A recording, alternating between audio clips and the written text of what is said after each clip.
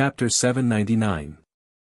Jiangzhou Star's ancient shadow temple, Chuan Xinlo going into seclusion after reaching Dao confirming realm, the threatening voice from the mysterious yellow temple, and the group of people from the mysterious yellow starland, all of this made Ning Qing feel nervous.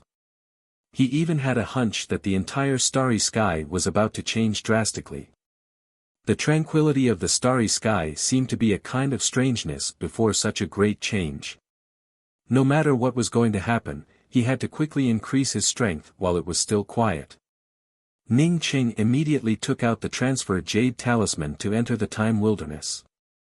He still had about 30 star veins on him, however, he felt that after reaching the eternal realm, it would be more cost-effective for him to cultivate in the Temple of Time. The starry sky spirit chi in the Temple of Time was not only purer but also more suitable for cultivation. His cultivation resources could be used at any time, so there was no need to use them now.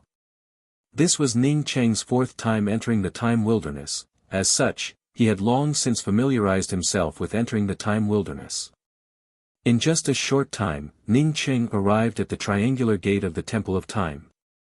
As soon as Ning Qing arrived, he understood that Duan Gantai hadn't arrived yet. Presumably, this family was in the same situation as him, trying to break through to the eternal realm. A time will shot out, and the Temple of Time's triangular gate opened once again. After Ning Qing flashed inside, he immediately started arranging defensive arrays. Ning Qing felt sure that even if Duan Gantai had 3 perpetual moon time keys, he couldn't open the Temple of Time. However, Ning Qing didn't dare to take the risk. What if Duan Gantai opened it? He had to prepare his defense first. After making all the preparations, Ning Qing did not immediately start cultivating, rather he took out the stone steel that he had obtained from the Formless Academy. Previously, he had been very busy and did not have the time to refine this stone tablet. Now, he was finally free. Ning Qing's spiritual consciousness locked onto this stone tablet and started refining it. In just a few breaths, Ning Qing realized that this stone tablet was simply an ordinary object. However, this kind of thing couldn't be used to refine tools. Its only use might be that its isolation effect was extremely strong, preventing his divine sense from penetrating it. Ning Qing punched the stone tablet, causing it to break apart. Picking up the fragment of the stone tablet and looking at it, Ning Qing was even more convinced that this stone tablet was just a material used to isolate one's spiritual consciousness. However, one of the fragments that had the word formless written on it was considered complete. These 2 words looked very different, and they had a trace of ancient Dao rune aura. After looking at it for a long time, Ning Qing thought that these 2 words were written by a person with a very high cultivation level, as such there was nothing special about it. He raised his hand and flipped through the fragments of the stone tablet. An ordinary-looking book appeared in front of him. This book should be inside the stone tablet. When he smashed the stone tablet, this book also fell down.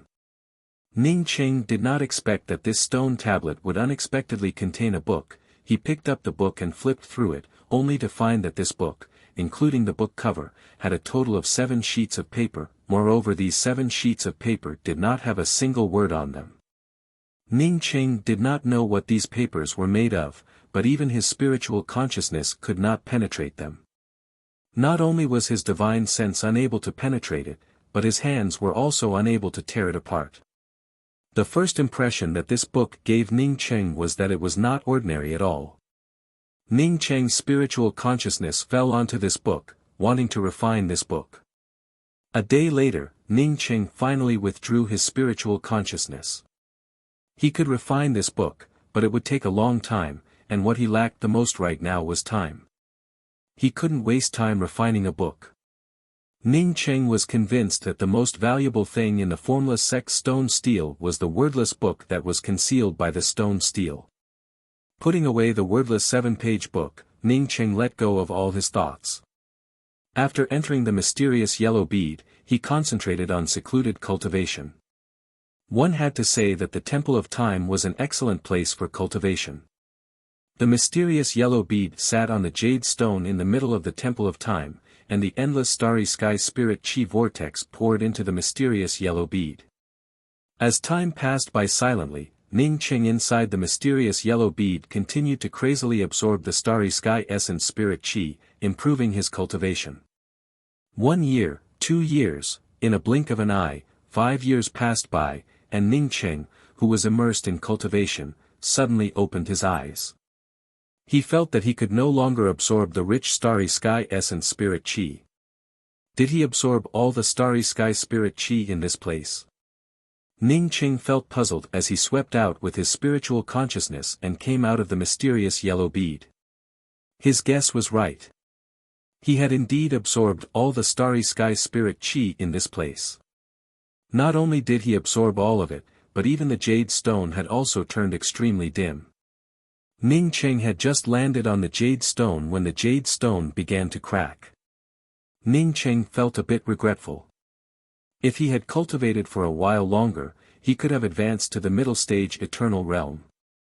Unfortunately, he had consumed all the starry sky spirit chi at this critical time. During the 5 years inside, not only did it stabilize his cultivation, but it also allowed his cultivation to improve by a large margin, which made Ning Qing feel very satisfied. Ning Qing didn't know what happened to Duan Gantai, but he still hadn't come to the Temple of Time. Ning Qing naturally didn't care about Duan Gantai and eagerly left the Time Wilderness. It had been almost 2 months since Ning Qing returned to stately River Star, but he didn't go to covered Snow City. Instead, he reinforced the star-protecting Grand Array outside stately River Star. The star-protecting Grand Array he had arranged previously was a Starry Sky Grade 8 array, but it was still a little short of a Starry Sky Grade 9 array. But now that his attainments in the Tao of arrays had improved, he naturally wanted to rearrange the star-protecting Grand Array. Ning Qing implanted one semi-top grade Tao artifact after another into the star-protecting Grand Array, but he didn't feel any pain. Ning Qing even implanted more than a dozen star veins. This time, with Tsang Saiha's help, Ning Qing could arrange the array much faster. If he hadn't added a top-grade spiritual gathering array to the star-protecting Grand Array, he would have already completed the star-protecting Grand Array.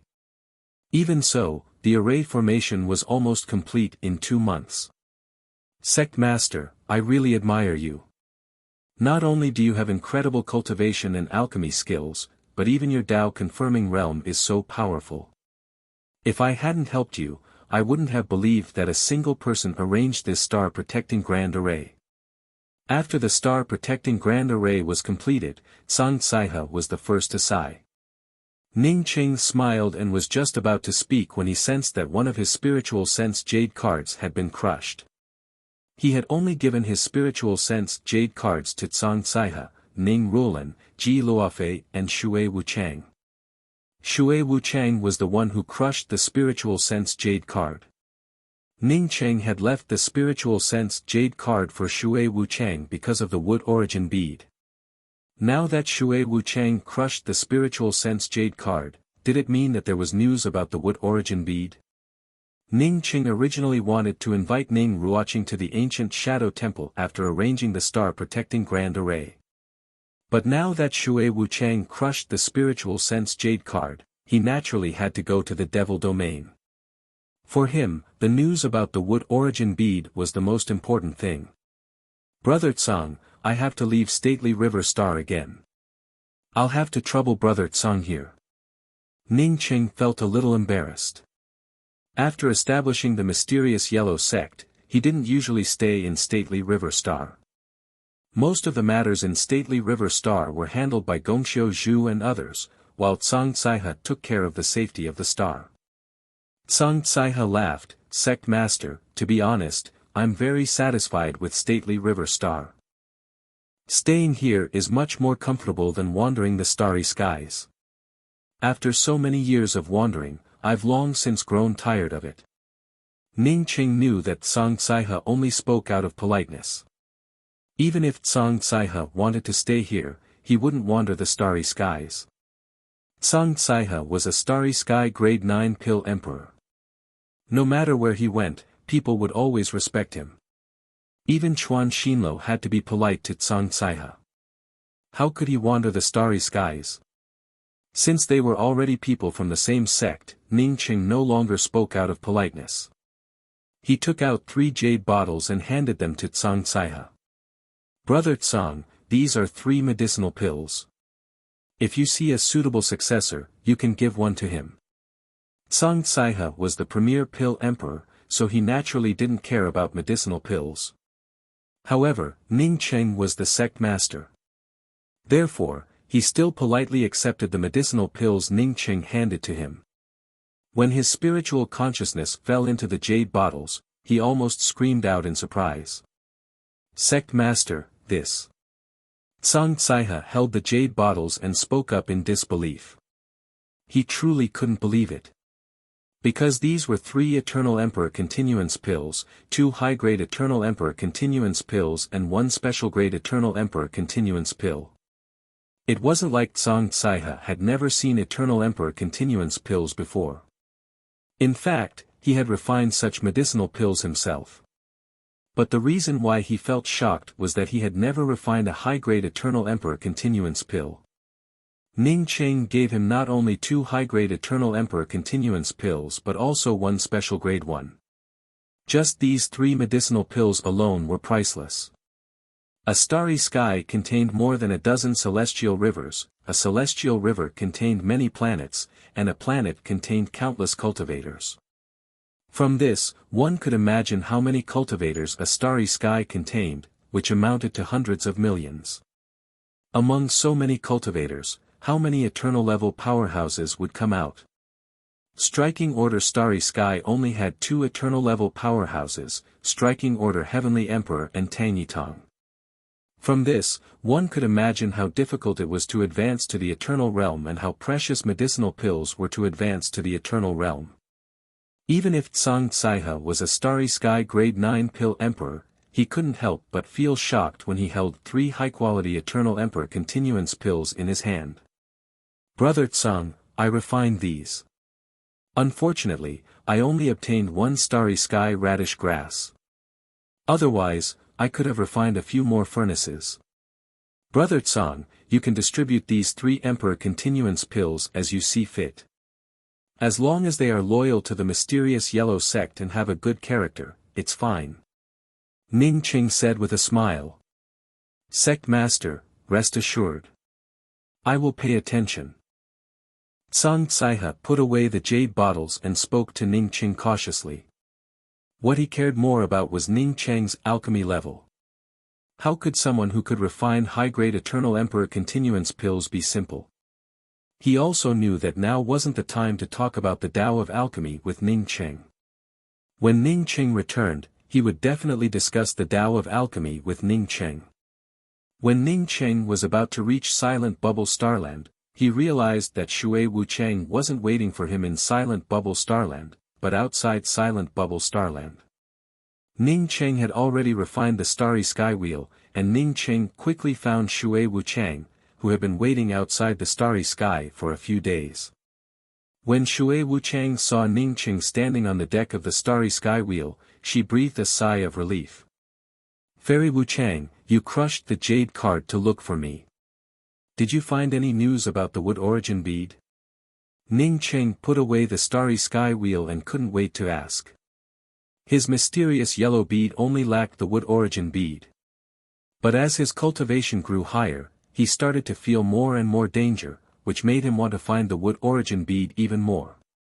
Shui Wuchang nodded, yes, there is another thing besides the news about the wood origin bead.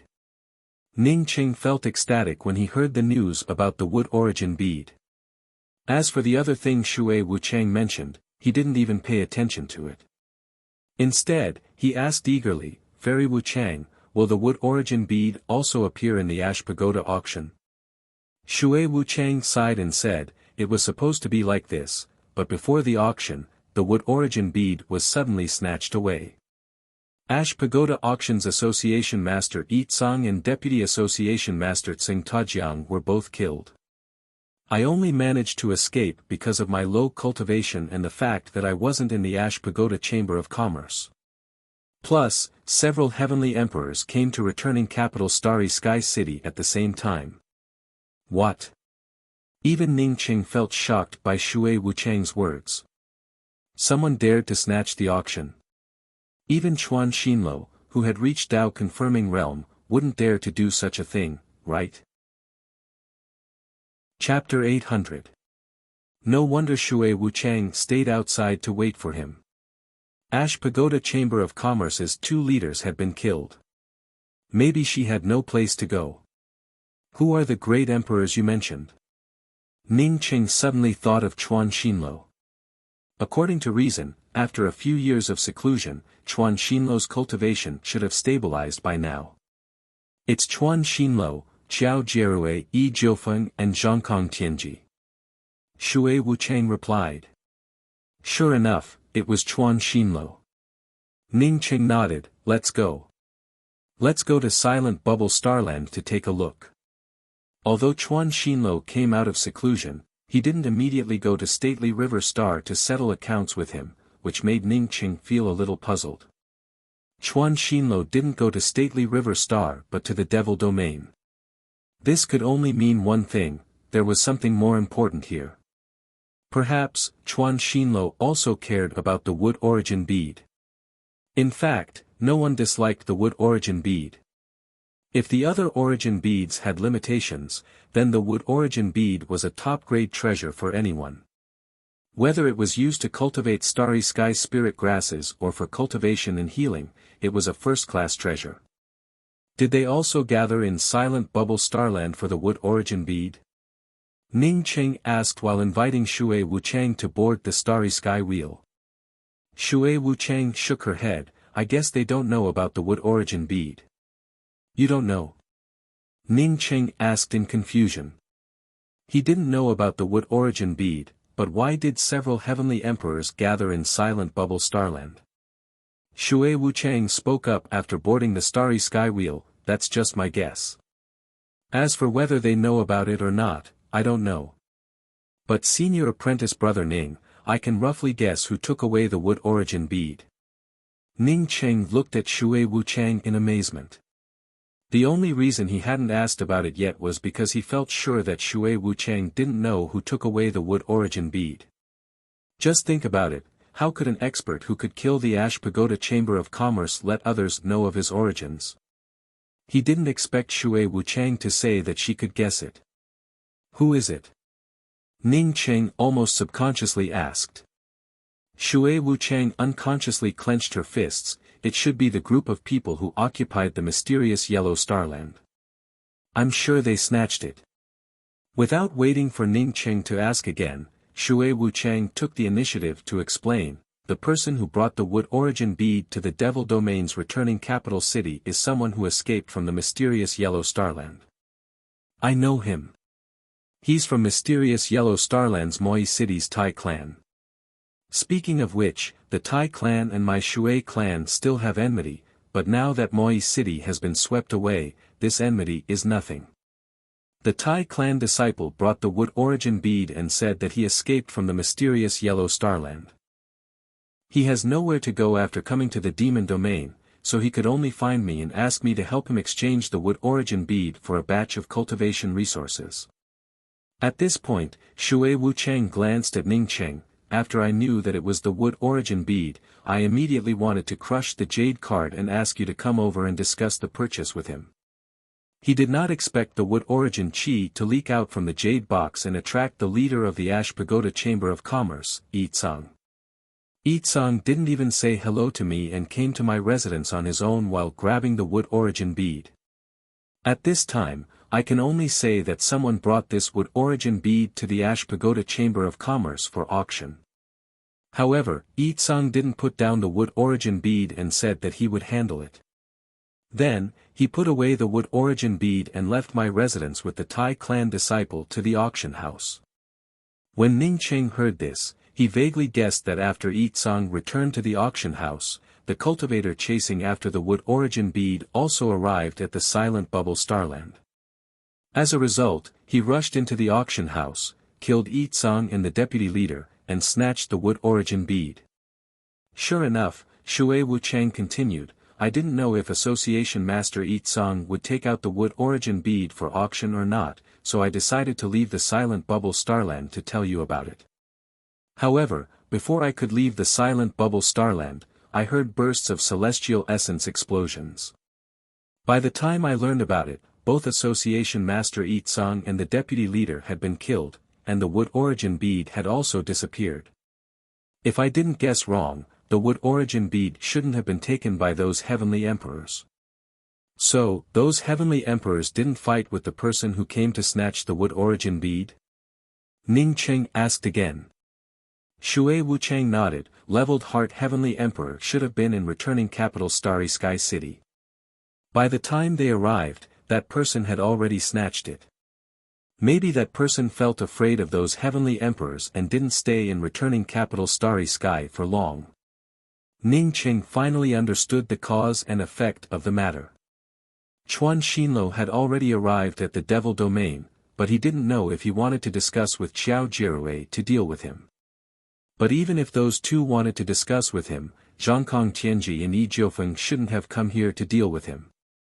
Senior Apprentice Brother Ning, there's one more thing I want to tell you. I took a look at the Wood Origin bead, and it looked like a broken bead. Shui Wuchang spoke up again. You said that the Wood Origin bead is broken. Ning Cheng's heart sank. Could a broken bead help his mysterious yellow bead complete? How could this be? Shui Wuchang nodded with affirmation. Yes, I'm sure that the bead is broken. Ning Cheng remained silent for a while and decided to put this matter aside for now. He would wait until he got his hands on the Wood Origin bead. Thinking of this, he said to Shui Wuchang, Fairy Wuchang, if you don't want to stay in the Devil Domain, you can come to my stately river star.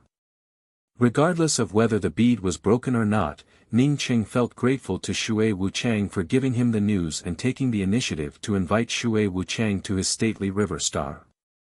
Shui Wuchang quickly spoke up, many thanks, Senior Apprentice Brother Ning. I want to save my father and then go to stately river star together. My father is still in the mysterious yellow starland. If Senior Apprentice Brother Ning wants to go to the mysterious yellow starland, can you take me with you? Sect Master Ning, we were just about to go to your stately river star. I didn't expect you to take the initiative to come to Silent Bubble Starland. Ning Cheng hadn't answered Shui Wuchang's words when Zhongkong Tianji's voice came from afar. Ning Cheng had already seen Chuan Xinluo, Xiao Jirui, Zhongkong Tianji, and Yi Jiufeng standing not far from the gate of returning capital Starry Sky City. Most likely, Xiao Jirui had received the news the moment he arrived at Silent Bubble Starland. Ning Cheng felt even more puzzled. He knew that Yi Jiufeng and Chuan Xinluo didn't get along with each other on the surface. Brother Qiao, I feel relieved to see you in good health. After Ning Cheng mocked Xiao Jirui, he immediately greeted Yi Jiufeng and Zhongkong Tianji with enthusiasm. As for Chuan Xinluo, it was just a casual greeting. Xiao Jirui's face remained calm, without the slightest joy, anger, sorrow, or joy. He also didn't care about Ning Cheng's sarcasm. Sect Master Ning, Brother Tianji is telling the truth. If Sect Master Ning didn't come, we would have gone to stately river star. Chuan Xinluo seemed to have forgotten the unhappiness between him and Ning Cheng, and even spoke in a polite tone. Yi Jiufeng, on seeing Ning Cheng frown, quickly spoke up, let's go inside and discuss it. After half an incense stick worth of time, the four heavenly emperors, plus Ning Cheng and Shui Wuchang, sat in the largest reception room of returning capital Starry Sky City. This was the territory of returning capital city's city master mansion. Although Xiao Jirui wasn't the city master of returning capital Starry Sky City, he naturally wouldn't have any problems if he wanted to expropriate this place. Did Sect Master Ning also hear about the mysterious yellow starland? Did you come to returning capital Starry Sky City specifically? After the few people sat down, Chuan Xinluo was the first to ask. Ning Cheng replied with a calm voice, I was just passing by and happened to meet Fairy Wuchang. Fairy Wuchang invited me to returning capital Starry Sky. Chuan Xinlo didn't care about Ning Cheng's indifference and still spoke with a cautious tone. Sect Master Ning, I specifically invited Junior Apprentice Sister Nine Phoenix and Heavenly Emperor Tianji to Silent Bubble Starland. It's a matter of life and death for our 4 grand starry skies. Seeing Ning Cheng frown again, Chuan Xinlo explained, Sect Master Ning might think that I'm exaggerating. I believe that since Sect Master Ning and Fairy Wu Chang are together, you should know what happened to the mysterious Yellow Starland.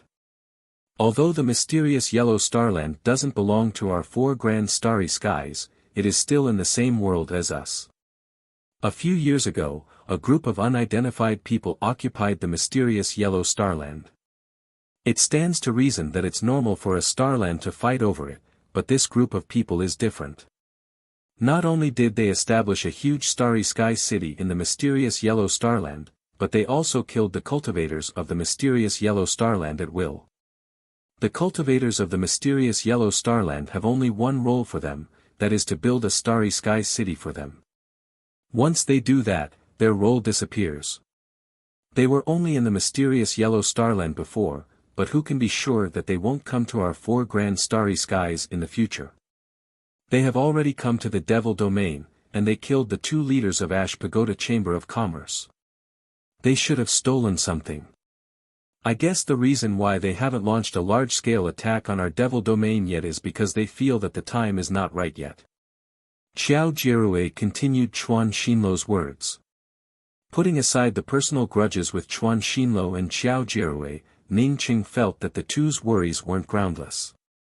Seeing Ning Cheng remain silent, Chuan Xinlo spoke up again, Sect Master Ning and your sister are both powerhouses.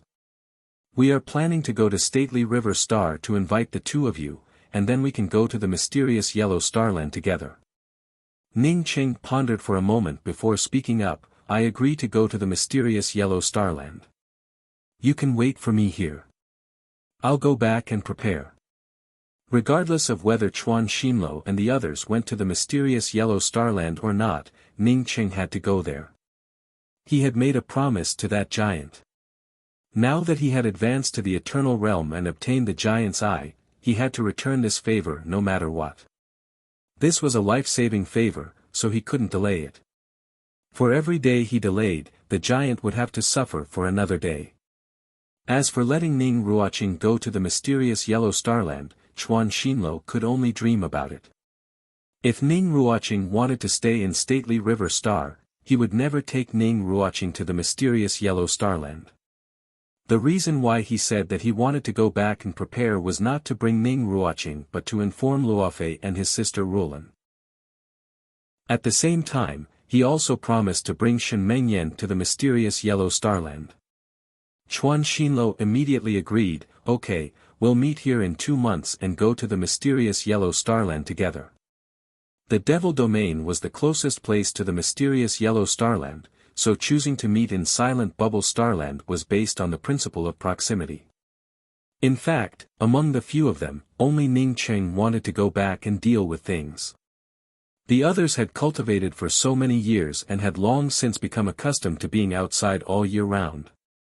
Therefore, they didn't need any special instructions. Ning Cheng had just stood up when he felt the space around him fluctuating. With the exception of Shui Wuchang, none of the people here were not seasoned powerhouses who had experienced countless life and death battles. Since Ning Cheng felt the space fluctuating, the others naturally felt it as well. Ning Cheng immediately grabbed Shui Wuchang beside him, brought out the everlasting Blue Thunder Fort, and flew out. Chapter 801. Boom. A shocking explosion sounded out, and the city master's mansion, where the few of them had been talking, turned into a grey mist. Countless screams also dissipated within the grey mist. After a few breaths, when everyone appeared above the city master's mansion, the previously luxurious and beautiful city master's mansion had turned into ashes. Within a radius of a few dozen miles around the returning capital city master's mansion, there was no other life except for Ning Cheng, Shui Wuchang, and the 4 heavenly emperors. Only a huge cobweb-like ravine could be seen. Xiao Jierue trembled with anger. Returning capital was the heart of the Devil Domain, yet someone had turned it into such a state. Moreover, the place where he had been sitting not long ago was the place where he had been sitting not long ago. A tall man with red hair and a flat nose stood in the void, facing Ning Cheng's group. Did you kill the Ash Pagoda Chamber of Commerce's president and vice president a few days ago? Today, you came to my devil domain to cause trouble. Who the hell are you? Xiao Jirue stared at the red-haired man and spoke in a hateful tone. Ning Cheng looked at the red-haired male cultivator without a celestial will behind him and felt his heart sink slightly. He felt sure that this person's cultivation wasn't below Chuan Xinluo's. Since this person dared to come here a second time, he definitely didn't come here to die. Whether he came here to die or not, Ning Cheng felt a little expectant when he thought about the wood origin bead on this person. No matter what happened, he couldn't let this person go. He had to get the wood origin bead. Fairy Wu Chang, I'll send you far away first. Pay attention to yourself. I suspect that the thing is in this person's hands. I'll kill this fellow later. After Ning Cheng sent a sound transmission to Shui Wuchang, he activated the celestial essence in his palm and sent Shui Wuchang away. Ning Cheng had just sent Shui Wuchang away when he felt something wrong. The red-haired male cultivator raised his hand, and a black light shot towards Shui Wuchang. This fellow came here for Shui Wuchang, Ning Cheng understood in an instant. Almost without thinking about it, Ning Cheng shot out a time wheel. The time wheel was one of Ning Cheng's trump cards, but if he didn't use the time wheel, he wouldn't be able to save Shui Wuchang. No matter how fast he was, he couldn't catch up to the red-haired male cultivator's black light. The time wheel rolled up a Dao charm of time and turned into a gray time wheel shadow. The black light was instantly affected by the time wheel shadow and slowed down slightly. Bang! The time wheel's gray light wheel and the black light collided, causing countless light shadows, some black and some gray. Shui Wuchang broke out in cold sweat, and she quickly sped up to escape. If not for Ning Cheng's help a moment ago, she certainly would not have been able to avoid that black light. Ha! The red-haired man with a flat nose looked at Ning Cheng in surprise. He could tell at a glance that Ning Cheng's time wheel contained the laws of time-related spirit technique. Moreover, it was a violent law of time-related spirit technique. Anything that stood in the way of time would be swept away. Ning Cheng's light wheel was one such example. This place actually had a cultivator who could control the laws of time. At this time, the red-haired man with a flat nose no longer had the opportunity to attack Shui Wuchang. Therefore, he took a step into the void and punched out. Another space-related Dao charm blasted out. This time, his target was Ning Cheng. With this punch, Ning Cheng felt a powerful spatial suppression. Under this spatial suppression, he even found it difficult to breathe. To be able to suppress him with just one move, Ning Cheng felt sure that it was a top-grade space-related spirit technique. This space-related spirit technique was a grade higher than the five-colored space that Xiao Jirue used to cast on him with the five-colored myriad connecting banner. Ning Cheng crazily stimulated his spiritual consciousness and forcibly blasted out countless spiritual consciousness blade lights. At the same time, Chuan Xinluo's group of 4 also attacked. Xiao Jirue's five-colored myriad connecting banner immediately locked the surrounding space, while Chuan Xinluo brought out the burning sky eroding sun pagoda. As soon as the pagoda came out, endless white flames burst out and rushed towards the man with a flat nose. Ning Cheng, who was inside the space controlled by the red-haired man with a flat nose, could feel that Chuan Xinluo and Xiao Jirue didn't hold anything back. Both of them went all out, which greatly reduced the pressure on him. Boom boom boom. Xiao Jirue's five-colored space and the red-haired man with a flat nose's space-suppressing spirit technique slammed into each other. The two laws of space's Dao charm exploded, making everyone who heard the explosion of the laws of space's Dao charm feel stuffy in their hearts. As the pressure on Ning Cheng lessened, his spiritual consciousness blade lights slammed into the space-related spirit technique suppressing him. Bursts of ka-ka sounds emerged, allowing Ning Cheng to understand that the red-haired man's space-related spirit technique couldn't trap him. The moment Ning Cheng broke free, Yi Jiufeng and Zhangkong Tianji's attacks also arrived. Yi Jiufeng's weapon was the floating snow Luren mirror, while Zhangkong Tianji's iron rod attacked. One to restrain the other to attack, just right. Even Ning Cheng thought that this red-haired man with a flat nose would fall here today. He even thought about it. Once this man with a flat nose died, he would immediately grab his storage ring. Otherwise, he wouldn't be able to obtain the wood origin bead. Therefore, the moment Ning Cheng broke free from the spatial shackles, he immediately brought out his low-rank spirit artifact long spear, Celestial Rainbow Purgatory. No one expected that just as the red-haired man was about to die, this red-haired man's figure suddenly twisted. The next moment, this red-haired man disappeared from everyone's encirclement. At the same time, everyone's spiritual consciousness swept out and found that this red-haired man had already appeared outside returning capital city and rushed out of silent bubble starland like a shadow. Even Chuan Xinluo looked at the scene outside returning capital city in shock. Using the laws of space to such a terrifying degree, this red-haired man with a flat nose was just too powerful. No one chased after him. Everyone thought that this person could come and go freely in the devil domain. If they went to the mysterious yellow starland, would they still have a chance to fight against this person? Where's Sect Master Ning? Zhangkong Tianji looked at the place where Ning Cheng had just stood in doubt. Ning Cheng had also disappeared. Yi Jiufeng sighed and said, he chased after him. No matter for what reason Ning Cheng chased after him, Chuan Xinluo and the others didn't move. Since Ning Cheng was so arrogant, if he wanted to chase after him, then let him. The reason why Chuan Xinluo and Xiao Jirui didn't say anything to help Ning Cheng was that Ning Cheng's starry sky will made them feel even more afraid of Ning Cheng. Chuan Xinluo felt the most conflicted in his heart. He hoped that Ning Cheng would die, but at the same time, hoped that Ning Cheng didn't die and could go to the mysterious yellow starland with him. As soon as Ning Cheng brought out the time wheel, he understood that apart from him, Xiao Jirui and the other two couldn't compare to Ning Cheng. Ning Cheng indeed chased after him. The wood origin bead might be with this red-haired man, so how could he give up? Without the wood origin bead, his mysterious yellow bead wouldn't be able to exert the true power of a good fortune treasure. Ning Cheng's spiritual consciousness had always locked onto that faint spatial fluctuation. Moreover, that fluctuation seemed to be cooperating with him, allowing him to lock onto it. Ning Cheng knew that the red-haired man was trying to lure him out, and Ning Cheng understood it clearly. He didn't give up on chasing after him just because the other party lured him out, and because his cultivation couldn't compare to the other party. Sometimes, opportunities would only appear for a split second. After that split second, the opportunity would disappear again. Since he wanted to look for opportunities, he couldn't miss this moment.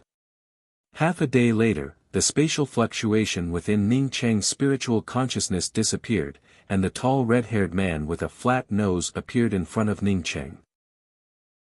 You've got guts. Presumably, that woman told you that the wood origin bead is with me, right? The red-haired man looked at Ning Cheng calmly and spoke with a hint of disdain. Everyone wanted treasures, but first, you had to have the strength to obtain them. If you didn't have the strength and just wanted to pursue treasures, it wouldn't be treasure hunting, but death. After saying this, the red-haired man didn't give Ning Cheng a chance to speak at all. He raised his hand and punched towards Ning Cheng. He didn't even bother to take out a weapon. In his eyes, except for the time wheel, Ning Cheng had nothing to offer. After the red-haired man punched out, the space froze in an instant. No, it didn't solidify, but disintegrated. The space around Ning Cheng didn't belong to his surroundings at all.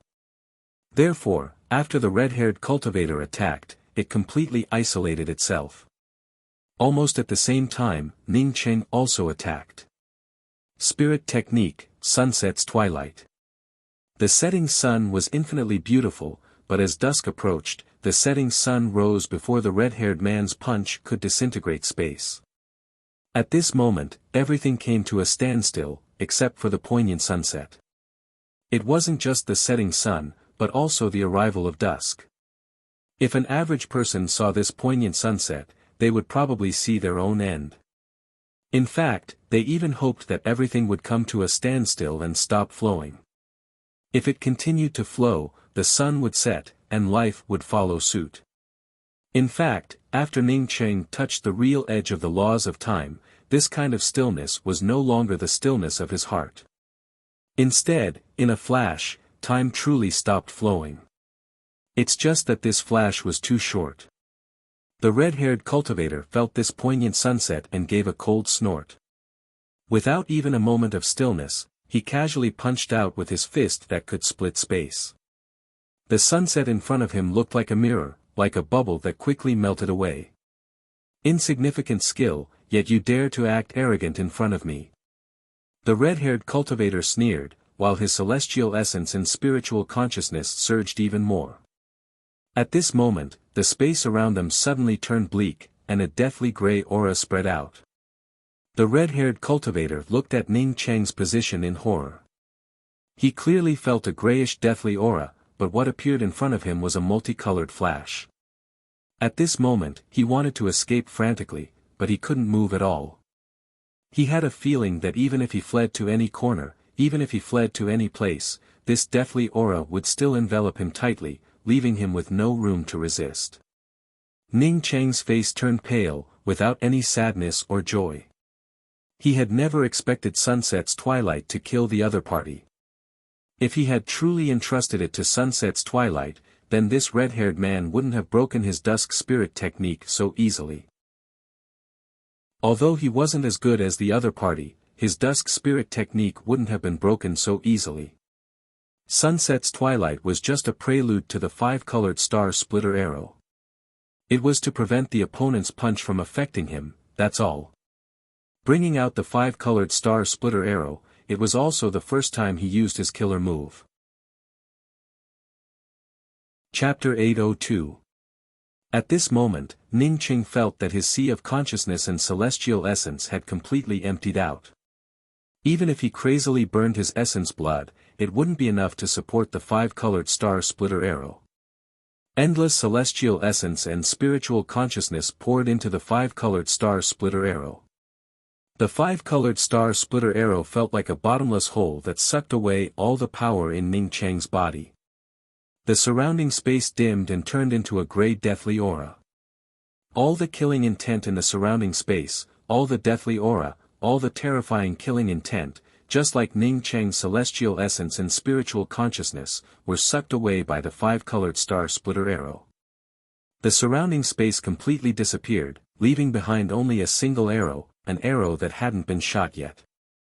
The red-haired man trembled all over. He could even hear the surrounding space shattering because of the arrow's killing intent. He could even see his whole body turning into dust after the arrow shot into his body. However, he didn't have the courage to bring out his weapon. He didn't even dare to move.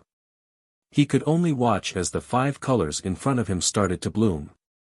Or rather, under the suppression of this black arrow, he couldn't move at all.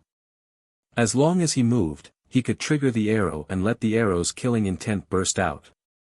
Ning Cheng's face turned pale, and he trembled as he stared at the colors in front of him. He finally understood why this black arrow was called the five-colored star splitter arrow. He saw a five-colored longbow stretching out of thin air. As more and more of his celestial essence and spiritual consciousness were sucked away, the five-colored longbow stretched even rounder. A pitch-black arrow was knocked onto the five-colored longbow, and it exuded a deathly gray aura. As the five-colored longbow stretched wider and wider, the black arrow knocked onto the five-colored longbow also grew fainter and fainter. It even showed signs of dissipating. However, the surrounding killing intent and deathly aura did not disappear as the black arrow faded. Instead, it grew stronger and stronger. At this moment, all the auras in the starry sky disappeared, and even the meteorites disappeared from this part of the space. Blood overflowed from the corners of Ning Cheng's mouth. The five-colored star-splitter arrow still crazily absorbed the celestial essence in his body, causing his body to tremble even more. "Stop, I'll give it to you." The red-haired male cultivator with a flat nose couldn't help but scream in fear. Unable to stop, not to mention this red-haired man with a flat nose, at this time, even Ning Cheng himself was not able to control the power of this arrow, he simply had no way to stop. Perhaps even if there was a way to stop, Ning Cheng would not stop at this time. Ning Cheng also felt a similar fear in his heart. This kind of terrifying aura, no planet could stop it. Even if Jiangzhou Star's array formation was powerful, it wouldn't be able to block this arrow. This arrow could completely turn Jiangzhou Star into dust. Perhaps one day, when he unleashed this arrow, even he himself would not be able to control the destruction brought about by this arrow. He suddenly regretted shooting this arrow. This red-haired man with a flat nose might have been killed by him. But at the same time, everything on the red-haired man would disappear, including his ring. "Please stop, put away this arrow." The red-haired man with a flat nose's voice grew hoarser and more panicked. For the first time, he felt that his life was not in his control. Under this arrow, he could do nothing but beg for mercy. Ning Cheng started to burn his lifespan, and his voice also turned hoarse. "I can stop, but you have to give me your ring." If he could do it, this red-haired man would have thrown the ring to Ning Cheng a long time ago. But now, under the suppression of the five-colored star-splitter arrow's deathly murderous aura, he couldn't move even half a step. After Ning Cheng convinced that the other party couldn't throw away the ring, he forcibly stimulated the last trace of his spiritual consciousness to fall on the five-colored star-splitter arrow. He had to burn his lifespan to do it. No matter how terrifying the killing intent this arrow emitted was, this arrow had been refined by him. Ning Cheng didn't feel disappointed. Sure enough, he managed to communicate with the five-colored star-splitter arrow. Just when he used his spiritual consciousness to tell the five-colored star-splitter arrow to protect the red-haired man's ring, he felt the surrounding starry skies, winds and clouds rolling. Chi! Ning Cheng's body loosened up, and he once again spat out a mouthful of blood. The celestial essence power crazily sweeping through his body disappeared without a trace, and everything in front of him turned violent. Just like the starry sky, a majestic and boundless killing intent swept out.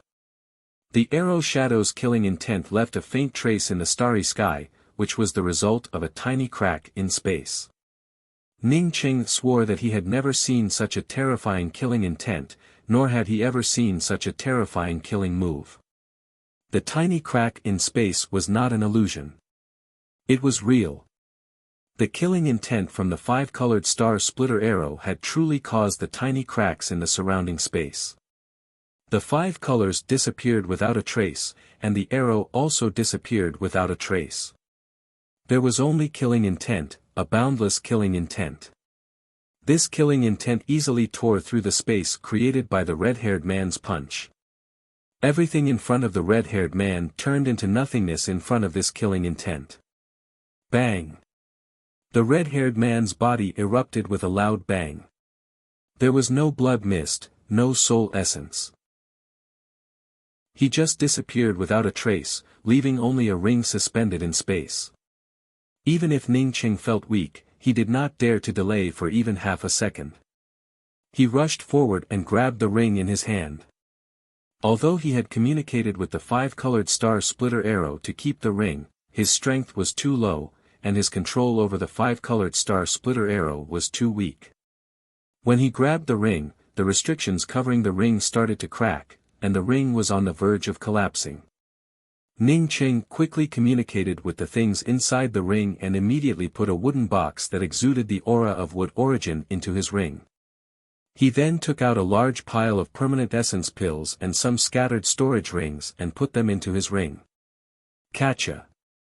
Even if Ning Cheng moved faster, he couldn't take away everything inside the ring before the ring turned into flying ash.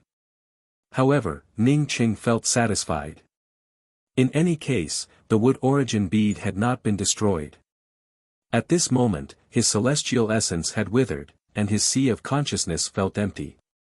Ning Qing knew that even if an ordinary celestial novice cultivator came, he wouldn't be able to beat him. He immediately called out Chasing Bull to take control of the starry sky wheel and told Chasing Bull to escape from this place as soon as possible. He needed to find a safe place to heal. Within returning capital city, Yi Jiufeng broke the silence. Sect Master Ning is now our ally. He went to hunt down that red-haired man alone. Personally, he wanted to avenge the cultivators who died in returning capital city. In terms of fairness, he was invited by us to work for the same purpose. So, whether it's for public or private reasons, we should help. Monster Domain's great emperor Zhongkong Tianji nodded. What junior apprentice Sister Nine Phoenix said is right, we should go and help. Although he looked strong and sturdy, that did not mean he was a simpleton. As for what Chuan Xinluo and Xiao Jierue were thinking, he already knew it. Chuan Xinluo also nodded in agreement. Junior apprentice Sister Nine Phoenix is right. Junior apprentice Sister Nine Phoenix and I will go to pick up Sect Master Ning. Heavenly Emperor Jierue and Heavenly Emperor Tianji will stay in Silent Bubble Starland. No one had any objections to Chuan Xinluo's words. Although Chuan Xinluo wanted Ning Qing to die, he also knew that Ning Qing dying at this time would not bring him any benefits. The hatred between him and Ning Qing was far less than the threat of outsiders from the mysterious Yellow Starland. After half a day, Chuan Xinluo finally stopped. Chuan Xinluo felt the difference in this place, and so did Yi Jiufeng. What a powerful killing power and killing intent. Yi Jiufeng spoke up in shock. Although there was no one here, she could still feel the terrifying killing intent lingering in this place. Chuan Xinluo nodded, that's right. There was a great battle here not long ago, and both sides were not any weaker than me. After saying this, Chuan Xinluo gave out an imperceptible sigh. Who else could have fought here not long ago besides Ning Qing and that red-haired man with a flat nose? He estimated that Ning Cheng's cultivation had made great progress during his years of seclusion. But he never expected Ning Cheng's progress to be so terrifying. Yi Jiufeng felt shocked when she heard Chuan Xinluo's words. How could she not understand what Chuan Xinluo meant? That is, Ning Cheng and that red-haired male cultivator had fought here. Had Ning Cheng's cultivation reached such a high level? How could it not be any weaker than Chuan Xinluo? One had to know that after Chuan Xinluo reached Dao confirming realm, he had fought against Ning Cheng. At that time, she saw it with her own eyes. Although Ning Cheng didn't suffer any losses, she knew that Ning Cheng was far from being Chuan Xinluo's opponent. How many years had passed since then? How did Ning Cheng become so powerful? Leveled Heart Heavenly Emperor, who do you think would win if the two of them fought here? Yi Jiufeng hoped that Ning Cheng wouldn't lose. She also didn't have any confidence. She had seen the strength of that red-haired man with a flat nose with her own eyes. Even when 5 people attacked him, he could still walk away calmly. That kind of understanding of the laws of space wasn't something these heavenly emperors could compare to. Even leveled heart heavenly emperor's understanding of the laws of space couldn't compare to this person. Chuan Xinluo pondered for a moment before shaking his head and saying, I'm not sure. I've known Sect Master Ning for a long time. According to my understanding of Sect Master Ning, he's not an impulsive person. When you think that he's like this, he still has a backup plan. Therefore, I think Sect Master Ning should be fine. Chuan Xinluo didn't say these words casually. He and Ning Cheng had fought for the first time, the second time, and the few times he went to stately River Star. When he first fought Ning Cheng, he thought that Ning Cheng still had the laws of time-related spirit technique, Sunset's Twilight. After he successfully confirmed his Tao, when he went to stately River Star, he found that Ning Cheng had a younger sister who wasn't any weaker than him. This was also the main reason why Chuan Xinluo felt fear towards Ning Cheng. Because of these reasons, even after Ning Cheng took away 9 Jewel Starry Sky and stopped leveled Heart Emperor Mountain from intervening in striking Order Starry Sky, Chuan Xinluo didn't immediately go there. It was because he felt too much fear towards Ning Cheng. Leveled heart Heavenly Emperor, I also have a hunch that Sect Master Ning should be fine. Why don't we wait for Sect Master Ning in Silent Bubble Starland? Yi Jiufeng immediately suggested after hearing Chuan Xinluo's words. Chuan Xinluo nodded, we'll wait in Silent Bubble Starland. This time, when we go to Mysterious Yellow Starland, without Sect Master Ning's help, our strength would be much weaker. Chapter 803. A month later, on a remote uninhabited planet in the Devil Domain Grand Starry Sky, Ning Cheng let out a sigh and slowly opened his eyes. His face still looked a little pale. Even after a month of healing and recovery, he still hadn't fully recovered. His sea of consciousness still ached. After experiencing the incident, he had some lingering fear. Fortunately, he hadn't brought out the 5-colored star splitter arrow when he was in the life and death realm. Otherwise, he might have turned into a jerky, and his starry sky body would have collapsed.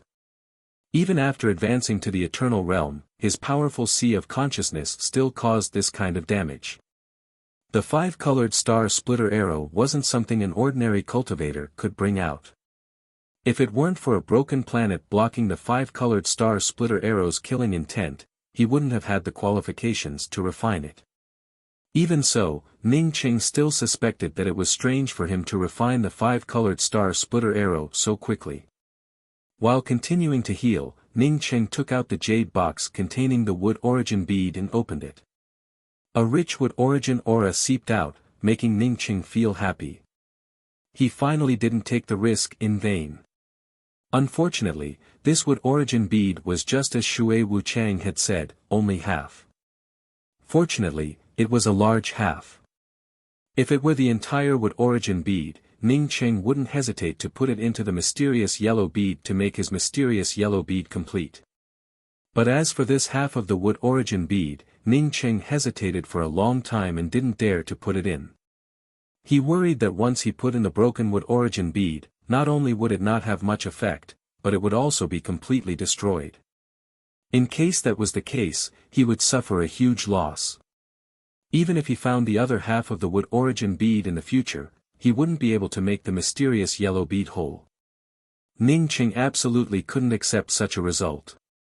Ning Cheng carefully put away the wood origin bead and set up several restrictions around it. He wanted to see if he could find the other half of the wood origin bead. Only when he couldn't find it would he take the risk of integrating this half of the wood origin bead into his mysterious yellow bead. The red-haired man had a lot of things, but Ning Cheng couldn't find them. In addition to the wood origin bead, he also found a pile of permanent essence pills and several rings. Ning Cheng opened these rings one by one and found that most of them were empty. From the looks of it, the red-haired male cultivator must have tidied up the things inside. What made Ning Cheng pleasantly surprised was that he found 2 rings full of things. One of the rings contained nearly 40 to 50 star veins, over 100 million permanent essence pills, starry sky spirit grasses, artifact crafting and array formation materials. Although the other ring didn't have as much as this one, there were still quite a lot of things inside. Coupled with the permanent essence pills that Ning Cheng had previously rescued from the red-haired man's ring, as well as Ning Cheng's own cultivation resources. Just from this harvest, Ning Cheng had nearly 80 star veins, 150 million permanent essence pills, as well as piles of starry sky spirit grasses and artifact crafting materials. As for the medicinal pills, Ning Cheng directly ignored them. He himself was a peak-grade alchemy emperor. Why would he care about these pills?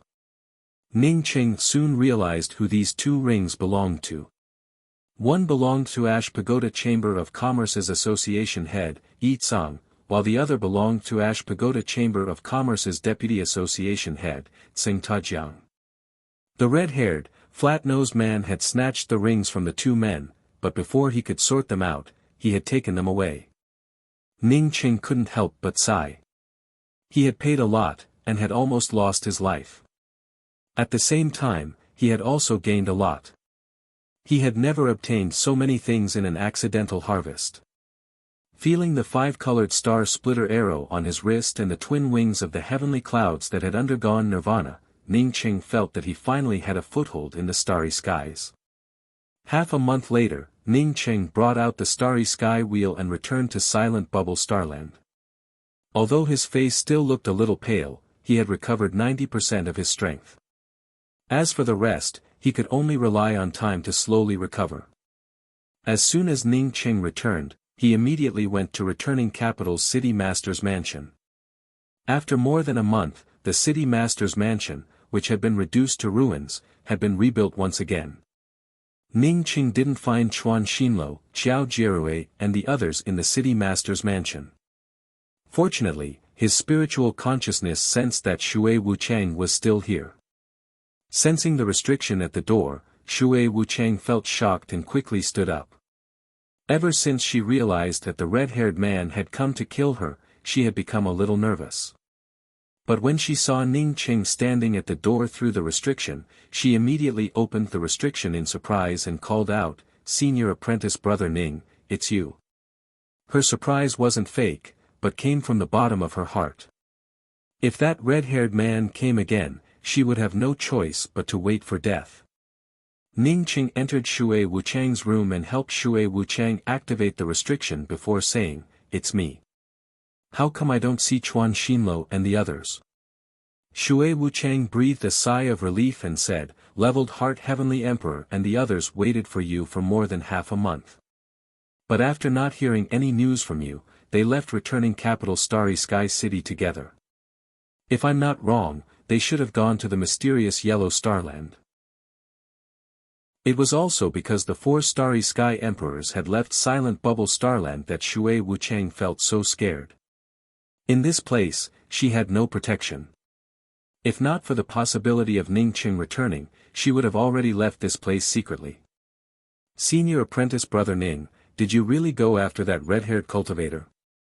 Shui Wuchang could see that Ning Qing's face still looked a little pale. Since it took him so long to return to Silent Bubble Starland, she even suspected that Ning Qing had suffered some serious injuries. Ning Qing also saw Shui Wuchang's worries and nodded, "Yes, I did go after that fellow." But after hesitating for a while, Ning Qing spoke up, "You don't have to worry about it now. I killed that fellow." The reason why he said those words was that he had obtained the news about the wood origin bead and came to this place thanks to Shui Wuchang. No matter what relationship he had with Shui Wuchang before, it was all in the past. At least for now, he and Shui Wuchang were still friends. Now that Shui Wuchang had helped him, it would be a bit too much for him to hide it from Shui Wuchang. Shui Wuchang was still thinking about how Ning Qing escaped from the red-haired man. But when she suddenly heard Ning Qing say that he killed the red-haired man, she couldn't believe it at all. She opened her mouth and even subconsciously covered her mouth with her hand.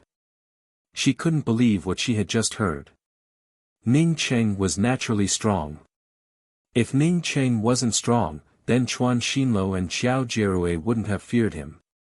Moreover, they wouldn't have heard that he had crippled the Spirit Devil Island's 3rd island master with a single punch. But no matter how strong Ning Qing was, he should have a bottom line. She had seen the power of the red-haired man with her own eyes. How could Ning Qing defeat the red-haired man?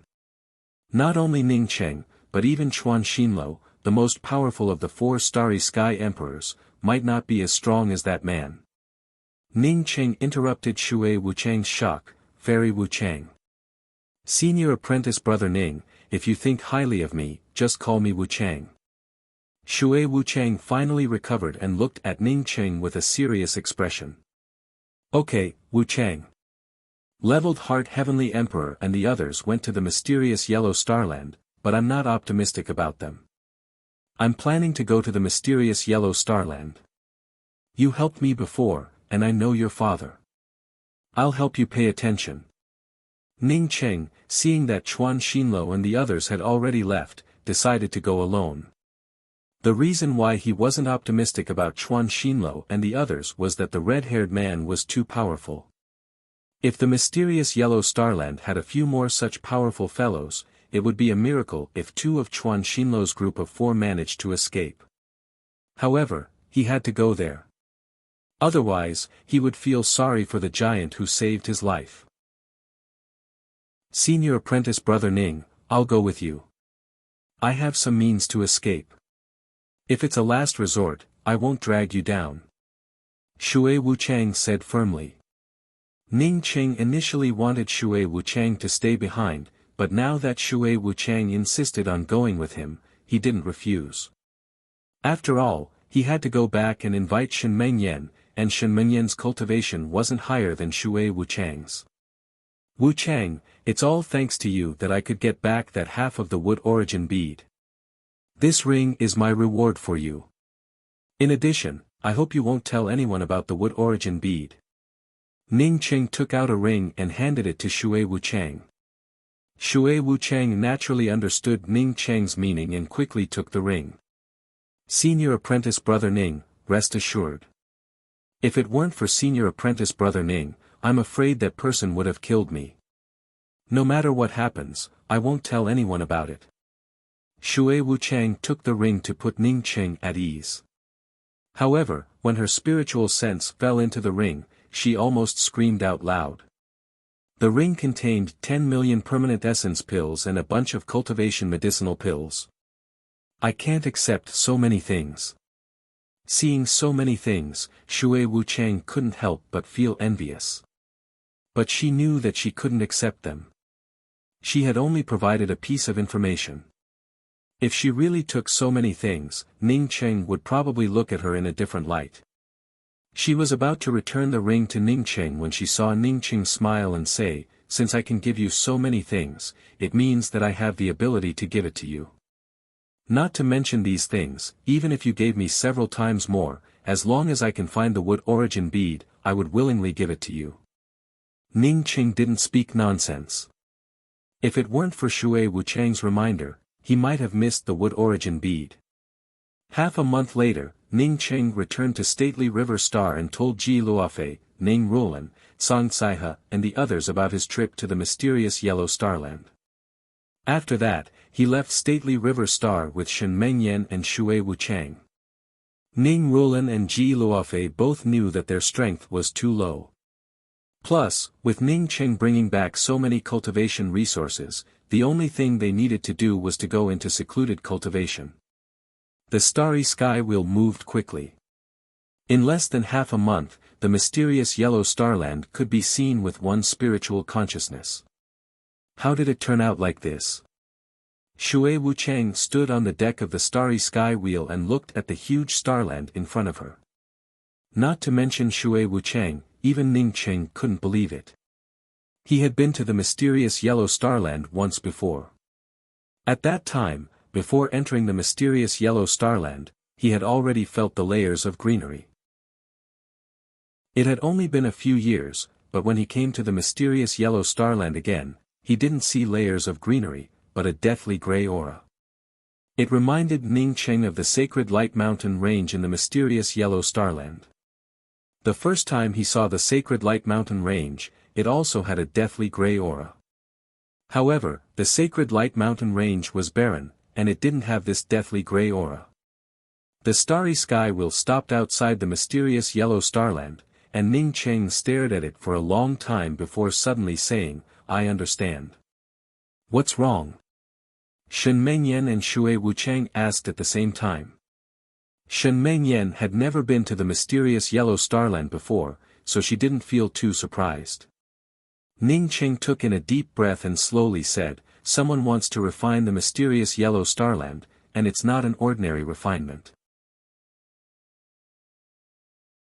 Chapter 804. Ah! Shen Mengyan and Shui Wuchang screamed at the same time. Refining a starland? The mysterious Yellow Starland wasn't an ordinary starland, but a supersized starland comparable to Culmination Starland and Silent Bubble Starland. The reason why it didn't form a huge starry sky was because of its location. Who could refine such a starland? Is there really someone here refining the mysterious Yellow Starland? Shui Wuchang still couldn't believe it. Ning Qing nodded, "I don't think I'm wrong. I haven't come into contact with refining a starland, but these people are indeed refining the mysterious yellow starland. Not to mention that he had never come into contact with refining a starland, Ning Cheng had never even heard of refining an ordinary planet. He had only heard of refining an ordinary planet as a true spirit world. Shen Mengyan took in a deep breath and asked, "Why are these people doing this? There are so many abandoned planets in the vast universe. Since they want to refine it, why not choose an abandoned starland or planet?" Ning Cheng truly didn't know what was going on.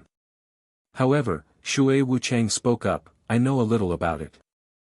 I heard that only a starland with a complete foundation and a clear heaven and earth law network would have any value in refining it.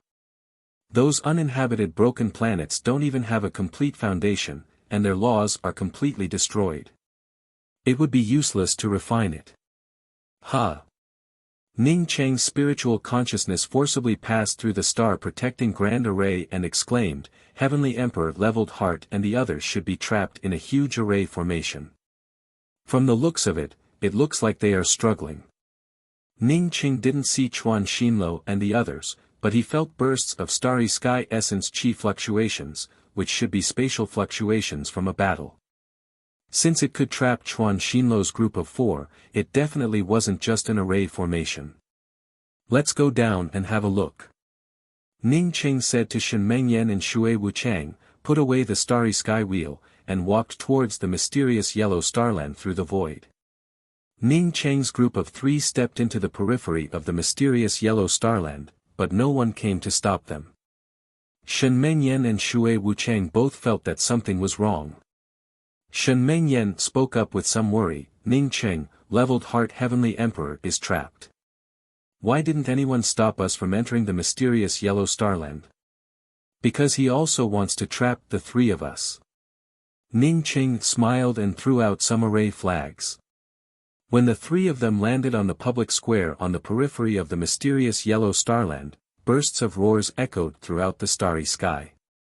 In just a few breaths, the Ning Cheng trio could no longer feel the starry skies outside the starland. What appeared before the 3 of them was a boundless black world. It might not be right to call it a black world. It would be more accurate to call it a starry sky filled with endless insects. These insects were pitch black and constantly spat out black mist. Some of the bigger ones could even spit out some wind blades and flames. Bursts of pungent smell filled the air. Even Shui Wuchang and Shen Mengyan, both in the heaven-seated realm, couldn't help but feel nauseous. It was conceivable that it would be a disaster if the black water spat out by the black insect splashed onto his body. It would be strange if there was any benefit to being splashed by this incomparably smelly black water. The endless number of black insects was only a portion of the attack. Streams of spatial pressure that could suppress one's cultivation base spread out, causing one to feel even more stifled and flustered. Without Ning Cheng's reminder, Shen Mengyan and Shui Wuchang had already seen Chuan Xinlo and the others. At this moment, the 4 heavenly emperors looked a little embarrassed. They could only bring out weapons to protect themselves while constantly bombarding the black insects around them. Especially Chuan Xinlo. Every time his burning sky-eroding sun pagoda spat out flames, an endless swarm of insects would turn to ash. But no matter how powerful his attacks were, he couldn't kill all of these insects. The more he killed, the fewer insects there were. Instead, the more he attacked, the more insects appeared. With Chuan Xinlo's cultivation, even if he trapped a planet in an ordinary place, he could shatter it with a single attack. But in this place, no matter how much lethality he unleashed, the array formation still blocked his attacks and couldn't cause any more damage. As long as the 4 of them couldn't break this entrapment array formation, the 4 of them would eventually die of exhaustion. Of course, Ning Cheng believed that these 4 people should have some means to escape, they just hadn't used it yet. The reason why Chuan Xinlo's group of 4 couldn't break this array formation was not because they were too weak, but because someone was directing this array formation. The cultivator controlling this array formation not only commanded the insects but also suppressed the cultivation of Chuan Xinlo's group of 4 through this spatial array formation. Another reason was that none of Chuan Xinluo's group of 4 was a true expert in the Tao of array formations.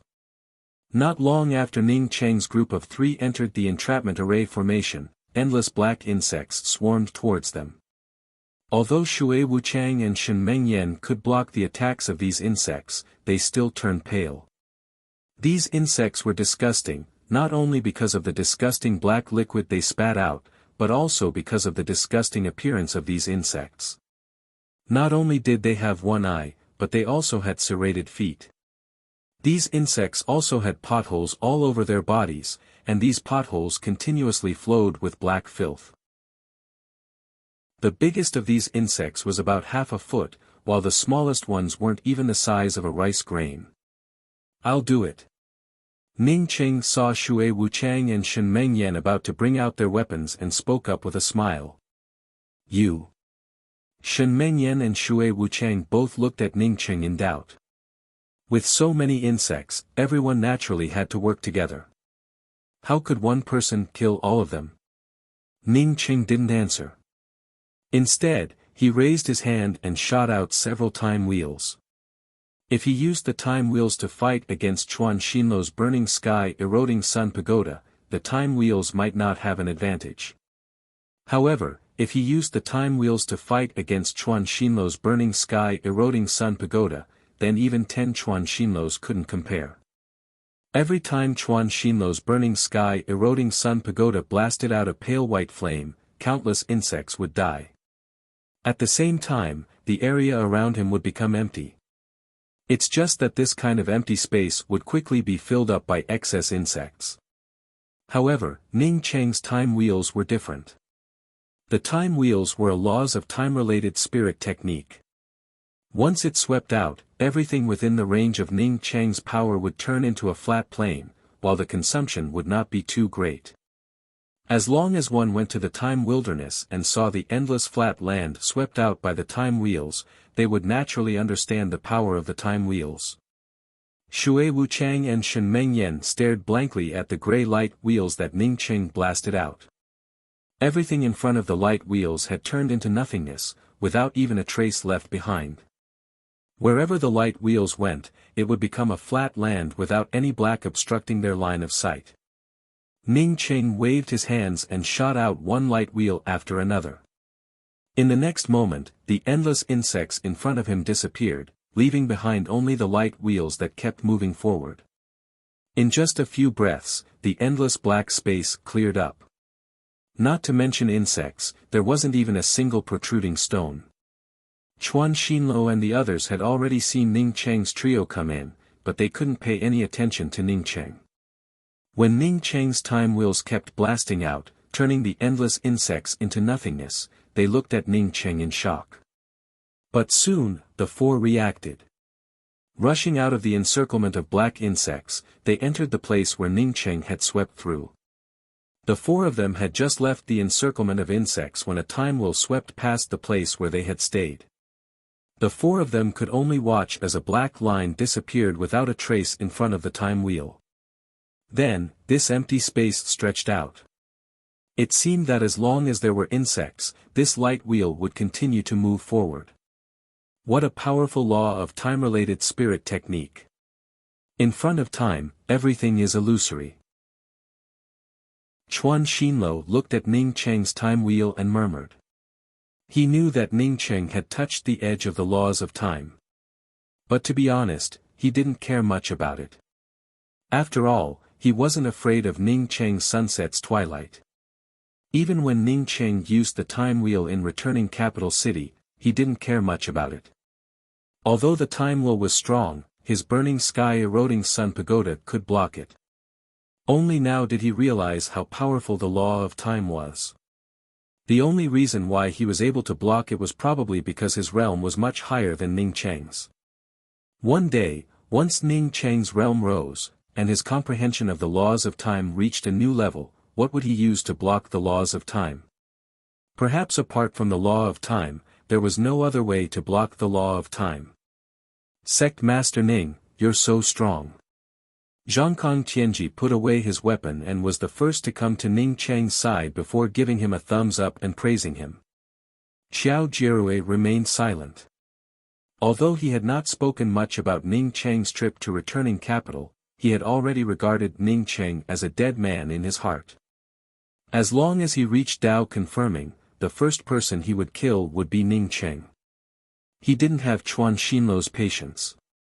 But now, his heart turned cold. How long has it been?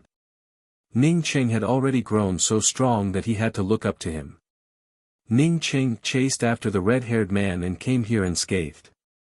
From this, Ning Cheng most likely killed the red-haired man. Although he didn't see Ning Cheng kill the red-haired man, he saw the power of Ning Cheng's time wheel with his own eyes. He had personally dealt with these insects before. He also had a large-scale killing spirit technique, but compared to Ning Cheng's law of time light wheel, this spirit technique couldn't compare.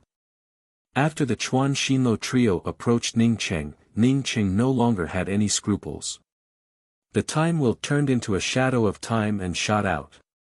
In just a few breaths, the sky-covering darkness disappeared. Ning Cheng knew that he didn't kill all these black insects. Maybe if these black insects continued to pour out, he could really kill them all. The black insects that disappeared in front of him, apart from the ones he killed, had most likely been taken back by someone else. Most likely, the owner of these insects knew that using these black insects to deal with him was just wishful thinking. A man in a grey robe slowly appeared in front of everyone. This grey-robed man didn't have eyes. Instead, he had a complete piece of skin where his eyes should have been. It made people feel a little uncomfortable looking at him. After he appeared, the suppression of the surrounding space seemed to loosen a bit.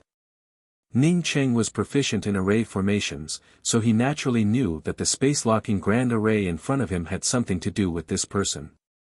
"You're strong." The grey-robed man faced Ning Cheng and spoke slowly. Since he didn't have eyes, no one could see the expression in his eyes. Ning Cheng didn't answer the grey-robed man's words. He noticed that the grey-robed man had a bamboo cage behind him, and the bamboo cage exuded bursts of black insect aura. "If you think that you can break through my space-locking grand array with your own means, then you're wrong." The grey-robed man's tone remained calm. "Even if I don't use my black treasure, you can't get out of here. If you don't believe me, you can try." Chapter 805. Is that so? Ning Cheng smiled and raised his hand to throw out a handful of array flags. At the same time, he also threw out a bunch of permanent essence pills. Boom boom boom. A series of explosions rang out like a dragon. In just a dozen breaths, everyone's field of vision cleared up. The oppressive space disappeared completely, and the residual stench also dissipated. Everyone knew that Ning Cheng had easily broken through the grand array that the eyeless cultivator had spoken about a moment ago. The eyeless cultivator's expression changed. He didn't expect that this young cultivator, who had just come in, could break through his space-locking grand array and break it so easily. From this, it also showed that this young cultivator entered the grand array voluntarily. Otherwise, he wouldn't have even approached this grand array. Ning Cheng spoke with a calm voice. "You think a mere starry sky grade 9 space-locking array can stop me? You think too highly of yourself." In fact, this eyeless male cultivator truly didn't think too highly of himself. He just didn't expect Ning Cheng to be a starry sky grade 9 array emperor. Besides, how could a starry sky grade 9 grand array be called mere? If he knew that Ning Cheng was a starry sky grade 9 array emperor, he naturally wouldn't have said that. A starry sky grade 9 space-locking array, under his full control, could even trap a starry sky grade 9 array emperor.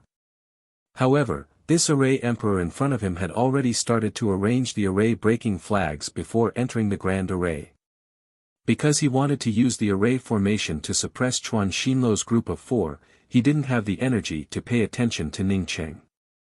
Or rather, he didn't expect Ning Cheng to have such high attainments in the Tao of arrays, which led to such a mistake. Did he break the array just like that? Chuan Xinluo couldn't believe it as he looked at the empty space in front of him that had lost its suppression. Although he didn't care about the eyeless man's words, he didn't think that he could really be trapped.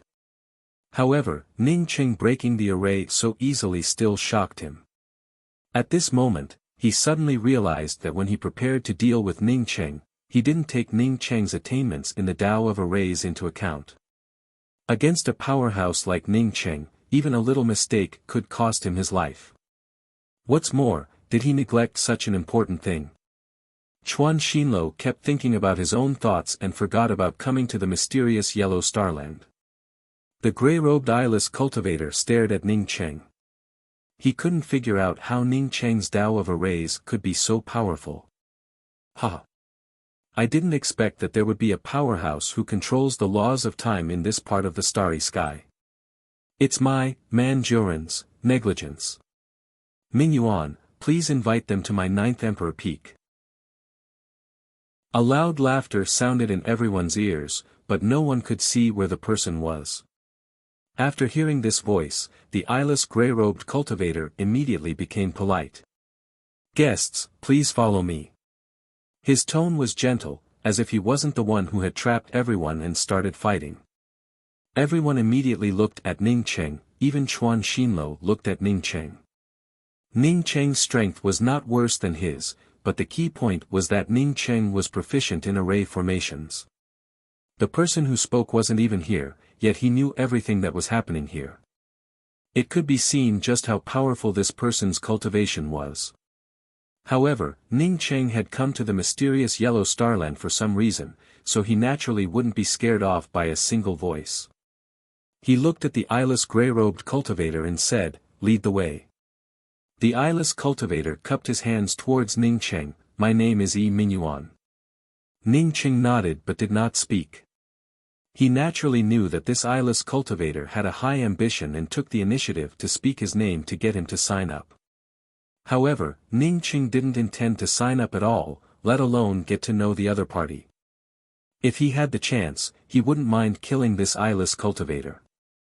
After he broke the array formation, his spiritual consciousness swept through a part of the mysterious yellow starland.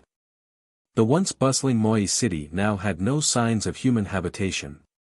It was a broken ghost city with death aura lingering around it. As for the mysterious yellow starland, it was even more barren. From this, it could be seen that the only thing this group of people did here was to extinguish the life force of this starland. This was a group of murderers who killed without batting an eye. He didn't want to get to know them. Seeing Ning Qing ignore him, Ming Yuan didn't continue to ask and took the initiative to enter the mysterious yellow starland. After setting foot on the ground of the mysterious yellow starland, Shui Wuchang's expression immediately changed. At this moment, the mysterious yellow starland couldn't even be described as a living starland. Everything in sight was grey and filled with death aura. Moi City, on the other hand, looked like a ghost city. Seeing this, how could Shui Wuchang not know that her father had died? Not to mention her father, most likely, all the cultivators in the mysterious yellow starland had perished. Ning Qing stopped outside Moi City and seemed to think about something. The 9th prince is waiting for you in the sacred light city. Please come with me. Ming Yuan smiled and stretched out his hand to lead them in the direction of the sacred light mountain range. Even without Ming Yuan's words, Ning Qing's spiritual consciousness had already swept into the sacred light mountain range. The sacred light mountain range, which used to be covered in yellow sand, had now turned into a magnificent city. This city looked a bit weird, with a mountain peak rising up in the middle. This magnificent city also had a weak vitality, and the 3 words Sacred Light City were engraved on the surface of this giant city. Ning Qing's spiritual consciousness penetrated it without hesitation but found that this Sacred Light City didn't have any spiritual consciousness restrictions. His spiritual consciousness easily swept in and saw the towering mountain building in the middle of the city. In front of this towering mountain building, there were a few strange words suspended in the air, 9th Emperor's Peak. Please come with me into the city. Seeing Ning Qing stop outside Moi City and not move even after he asked him to come with him, Ming Yuan could only say it again. Since Ning Cheng could sweep into the sacred light city, Chuan Xinlo and the others naturally could also sweep into it with their spiritual consciousness. They also had some doubts as to why the sacred light city didn't have any spiritual consciousness restrictions. Ning Cheng spoke to Yi Mingyuan in a calm voice, "Go back and tell your ninth prince that I'll be waiting for him in Moi City." After saying that, Ning Cheng didn't wait for Yi Mingyuan to answer and turned around to enter Moi City. Seeing Ning Cheng enter Moi City, Shui Wuchang and Shen Mengyan naturally followed Ning Cheng into Moi City. Chuan Xinlo's group of 4 didn't understand Ning Cheng's intentions, but since everyone was on the same side now, they naturally wouldn't act against each other. Seeing Ning Cheng and the others enter Moi City, Yi Mingyuan didn't get angry. Instead, he cupped his fists and spoke up politely, "In that case, I will go back and report to the ninth prince." Seeing Yi Mingyuan walk away, Yi Jiufeng frowned and said, "What is the origin of this ninth prince?" Shui Wuchang gritted her teeth and said, "No matter where he came from, he's a demon. From the deathly aura around the mysterious yellow starland, I can tell that he killed everyone here." Ning Cheng spoke up in a deep voice, "It's not certain that he killed everyone. The mysterious yellow starland is huge. As long as he doesn't refine it, he can't kill everyone here." Ning Cheng immediately thought of the Altar of Forefathers library in the Thousand Mound Forest. He felt sure that no matter how powerful the ninth prince was, he couldn't refine the Altar of Forefathers library. The ninth emperor's peak in the middle of Sacred Light City looks strange. It looks a bit like an altar. Chuan Xinlo spoke with a solemn voice. "It doesn't look like an altar. It's an altar, and that altar is used to refine the mysterious yellow starland. I don't think that the ninth prince would be able to refine the mysterious yellow starland without a few hundred years." Ning Cheng replied. He studied array formations and had long since noticed that the ninth emperor's peak had a top-grade sacrificial array. The reason why he didn't go to Sacred Light City was that he felt that Sacred Light City wasn't as simple as it looked. Don't look at the city's surface, and it didn't seem to have any array formation restrictions. But when Ning Cheng's spiritual consciousness fell into the Sacred Light City, he immediately felt a threat. He felt sure that the Sacred Light City had a trap and kill array, it's just that he couldn't see it. Ning Cheng naturally wouldn't take risks for something he didn't have the slightest confidence in. The star-protecting Grand Array outside the mysterious yellow starland looked simple, and Moi City didn't have any array formations around it. If he stayed in Moi City, he wouldn't feel threatened by any trap and kill array. Only a fool would go to Sacred Light City. After the few people walked into Moi City, a decaying and dilapidated aura hit them in the face. Ning Cheng and Shui Wuchang couldn't believe that this place was a lively and prosperous place just a few years ago.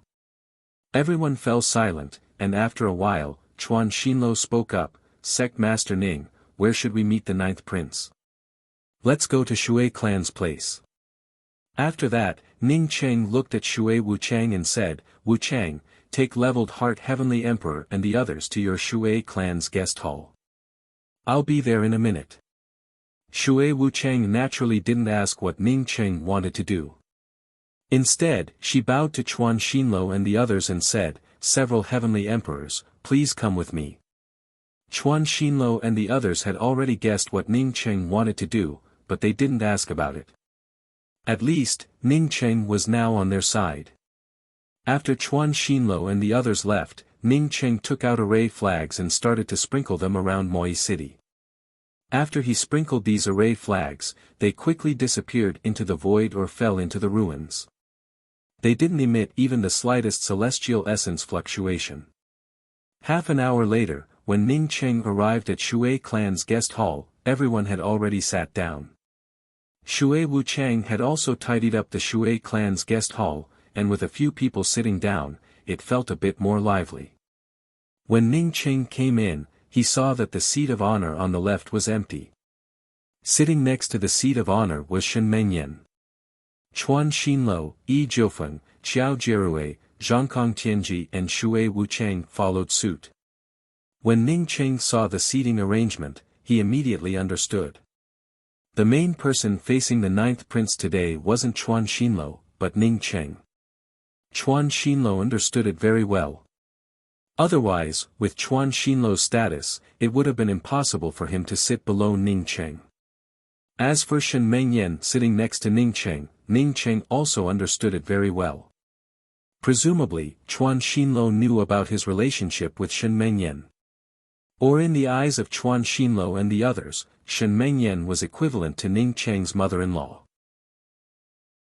Letting Shen Mengyan sit next to Ning Cheng, in addition to showing respect to Ning Cheng, it also meant that Sect Master Ning would be in charge of today's matters. Even if the position was given to Ning Cheng would still have to take care of it. Ning Cheng showed a faint smile. He didn't care about where he sat at all. For him, no matter where he sat, he would do what he should do. Even if he shouldn't do something, it wouldn't change just because he sat in the first seat. Not long after Ning Cheng sat down, the space in the hall distorted, and several figures suddenly appeared in the middle of the guest hall. Chapter 806. 6 people appeared in the guest hall, led by a young-looking man. If it weren't for the faint ripples on his face, this man would have been considered a handsome young man. However, Ning Cheng would never regard him as a handsome young man. The Dao charm fluctuations coming from this man didn't lose out to the red-haired cultivator he killed. In fact, it felt even stronger. On each side of this young man was a charming young girl. One of the girls had silver hair but looked dignified. The other girl had a strange white skin and exuded a coquettish aura. Behind these 3 people were 3 other men. One of them was Yi Mingyuan, the one who had arranged the array formation and released the stinky black insects to trap Chuan Xinlo and the others. Standing beside Yi Mingyuan was a thin cultivator who was not much better than a bamboo pole. Perhaps because this person was too thin, his face was like a skeleton, without any expression, looking extremely wooden. The last male cultivator wore a mask, making it impossible to see his appearance. Even his aura was concealed.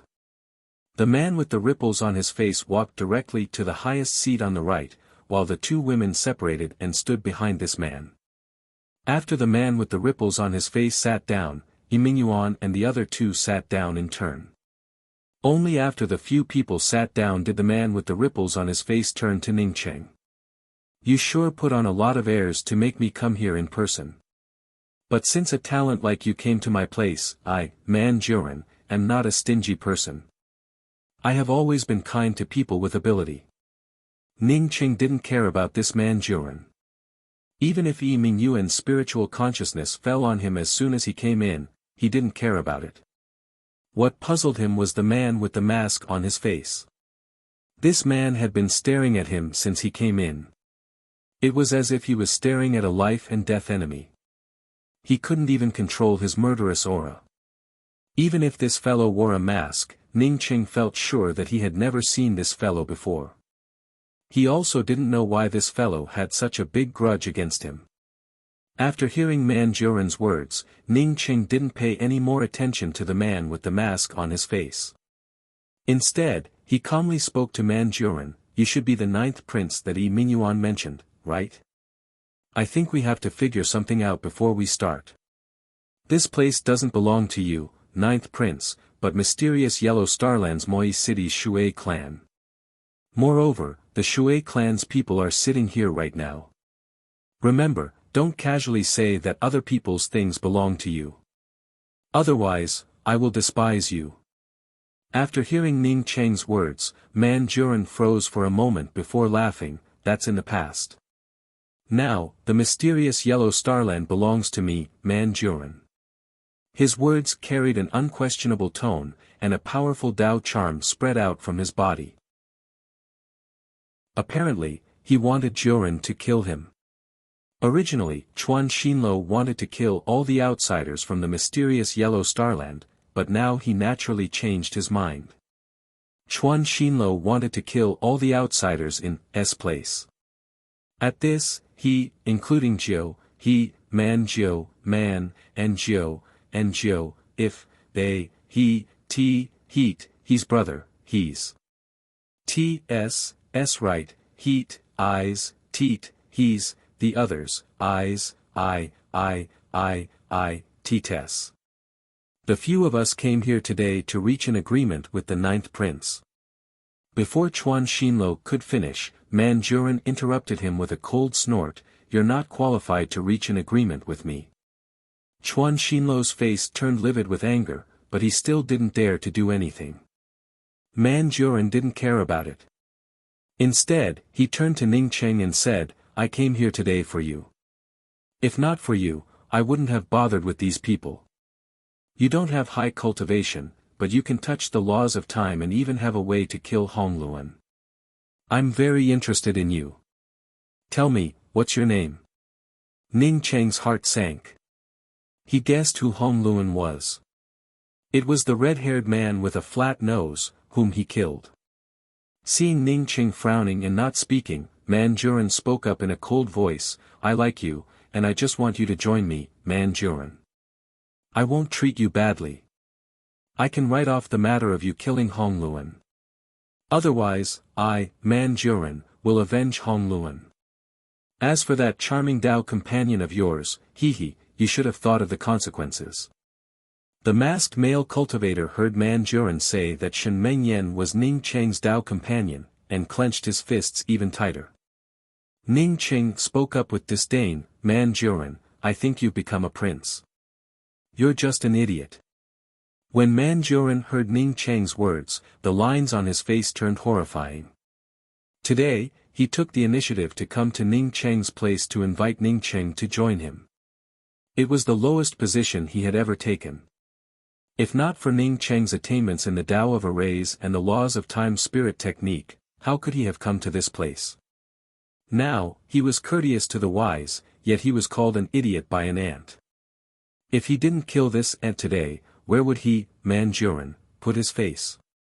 Manjurin liked talented people, but he wouldn't allow his subordinates to offend their superiors. Although Ning Cheng hadn't joined him yet, in his eyes, Ning Cheng had already offended his superiors. Kill them all. Leave the woman next to this ant. We'll kill her together later. After Manjurin finished speaking, he raised his hand and brought out a golden whip. Sure enough, a bunch of beasts. Shen Mengyan trembled in anger. The moment Manjurin shouted, Ning Cheng brought out his celestial rainbow purgatory spear. Chuan Xinlo and Yi Jiufeng also brought out their weapons. For Ning Cheng's side, Chuan Xinlo had the highest cultivation. Therefore, Ning Cheng thought that Chuan Xinlo would hold off the ninth prince. Unexpectedly, after Chuan Xinlo brought out the burning sky eroding sun pagoda, he rushed straight towards Yi Mingyuan and spoke with a stern voice, "What's the use of array formations? Die for me." While speaking, white flames erupted from the burning sky eroding sun pagoda, which almost melted the surrounding space. People who didn't know would have thought that Chuan Xinlo really hated Yi Mingyuan and chose to attack Yi Mingyuan. Only Ning Cheng understood that Chuan Xinlo didn't dare to fight Manjurin and let him deal with Manjurin. Xiao Jierue and Zhangkong Tianji also brought out their weapons at the same time, and the two teamed up to deal with the bamboo-like cultivator. They could see that the strongest person here was the ninth prince, followed by Yi Mingyuan, and then the bamboo-like cultivator. As for the masked cultivator, although mysterious, he didn't seem to have a strong cultivation. At most, he was at the late-stage eternal realm. Yi Jiufeng was the last to take action. She was surrounded by the masked cultivator and the two women beside Chuan Xinlo. As for Shui Wuchang and Shen Mengyan, they were both in the heaven-seated realm. In this kind of battle, they couldn't intervene at all and could only retreat. The golden whip in Manjurin's hand shook, and layers of space surged. "Let me see how powerful your laws of time-related spirit technique is." As soon as the battle started, Chuan Xinlo and the others rushed out. Shui clan's already dilapidated lair turned into a pile of rubble. At this moment, Moi City's space surged, celestial essence kept exploding, and all kinds of lore-related spirit techniques collided with each other. Moi City was already a ghost city. But under this kind of violent battle, even the broken buildings disappeared, turning into a crisscrossing ravine. Although Chuan Xinluo had been trapped by Yi Mingyuan before, he wasn't much weaker than Yi Mingyuan in terms of strength. The two fought from inside the city to outside the city, and the more they fought, the fiercer it became. Xiao Jirue and Zhangkong Tianji, on the other hand, fought to a draw with the bamboo-like cultivator. On the contrary, Yi Jiufeng had the upper hand. Yi Jiufeng's strength was second only to Chuan Xinluo. Although she had 3 opponents, they were relatively weak. Ning Qing stared at the space surging created by Manjuran. Looking at Manjuran's movements, he couldn't help but secretly complain in his heart. He knew that he wasn't Manjuran's opponent. Not only was he not this fellow's opponent, but the gap between them wasn't just 1 or 2 points. Although the other party didn't make a move, the layers of space surging created by the golden whip felt as if the entire universe was contained within the whip. As long as Ning Qing moved, the layers of space surging would crush him into powder. It's just that Chuan Xinluo didn't have the guts to give him the strongest opponent. This prince will let you make the first move. Otherwise, after I make my move, I'm afraid you won't be able to display any laws of time-related spirit techniques for the rest of your life. Manjuran stared at Ning Qing with a sarcastic tone. Ning Qing took in a deep breath. He knew that Manjuran wasn't talking nonsense. Once Manjuran made his move, this space would no longer belong to him. Even with his sunset's twilight, he might not be able to break free. In other words, if Manjuran made the first move, he might not even have the chance to make a move. Ning Qing's thoughts immediately connected to the 5-colored star splitter arrow. Apart from this arrow, he didn't know what other means he could use to suppress Manjuran. The difference in strength between him and Manjuran was just too great. A strong desire rose in his heart, a thirst for strength. The 5-colored star splitter arrow had severely injured him when he tried to kill Hong Luan. How long had it been? He wanted to use the 5-colored star splitter arrow again. After his injuries healed, he had warned himself not to use the 5-colored star splitter arrow casually. But he had no choice but to use it. The last time, it was to complete the mysterious yellow bead. But this time, it was to save his life. You two leave immediately. Leave the mysterious yellow starland. Leave this place to me. Ning Qing sent a voice transmission to Shui Wuchang and Shen Mengyan. Apart from him and Manjuran, only Shui Wuchang and Shen Mengyan remained. The rest had long since left Moi City. Shui Wuchang understood that things had already reached this point. If she stayed here, she would only be a burden. Ning Qing had just finished speaking, when she brought out a talisman. After the talisman flashed, her entire person disappeared from this place without a trace. Shen Mengyan sighed. She didn't have a talisman. At the same time, she didn't want to leave. She had a vague feeling that Yu Yuechen had truly come to this place.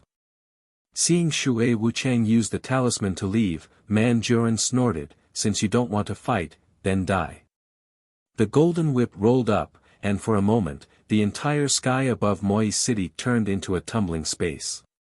A thought that he didn't belong in this place rose up in Ning Cheng's heart for no reason. Ning Cheng's sea of consciousness stirred, and the next moment, he brought out the 5-colored star splitter arrow. Chapter 807. Ning Cheng had used the 5-colored star splitter arrow before and knew how terrifying this arrow was. As long as he started using it, he couldn't take it back. Therefore, he had to shoot it. Moreover, if the 5-colored star splitter arrow didn't absorb enough celestial essence and didn't have enough spiritual consciousness, it wouldn't be able to shoot it. It could only continue to absorb the celestial essence of the person who shot it.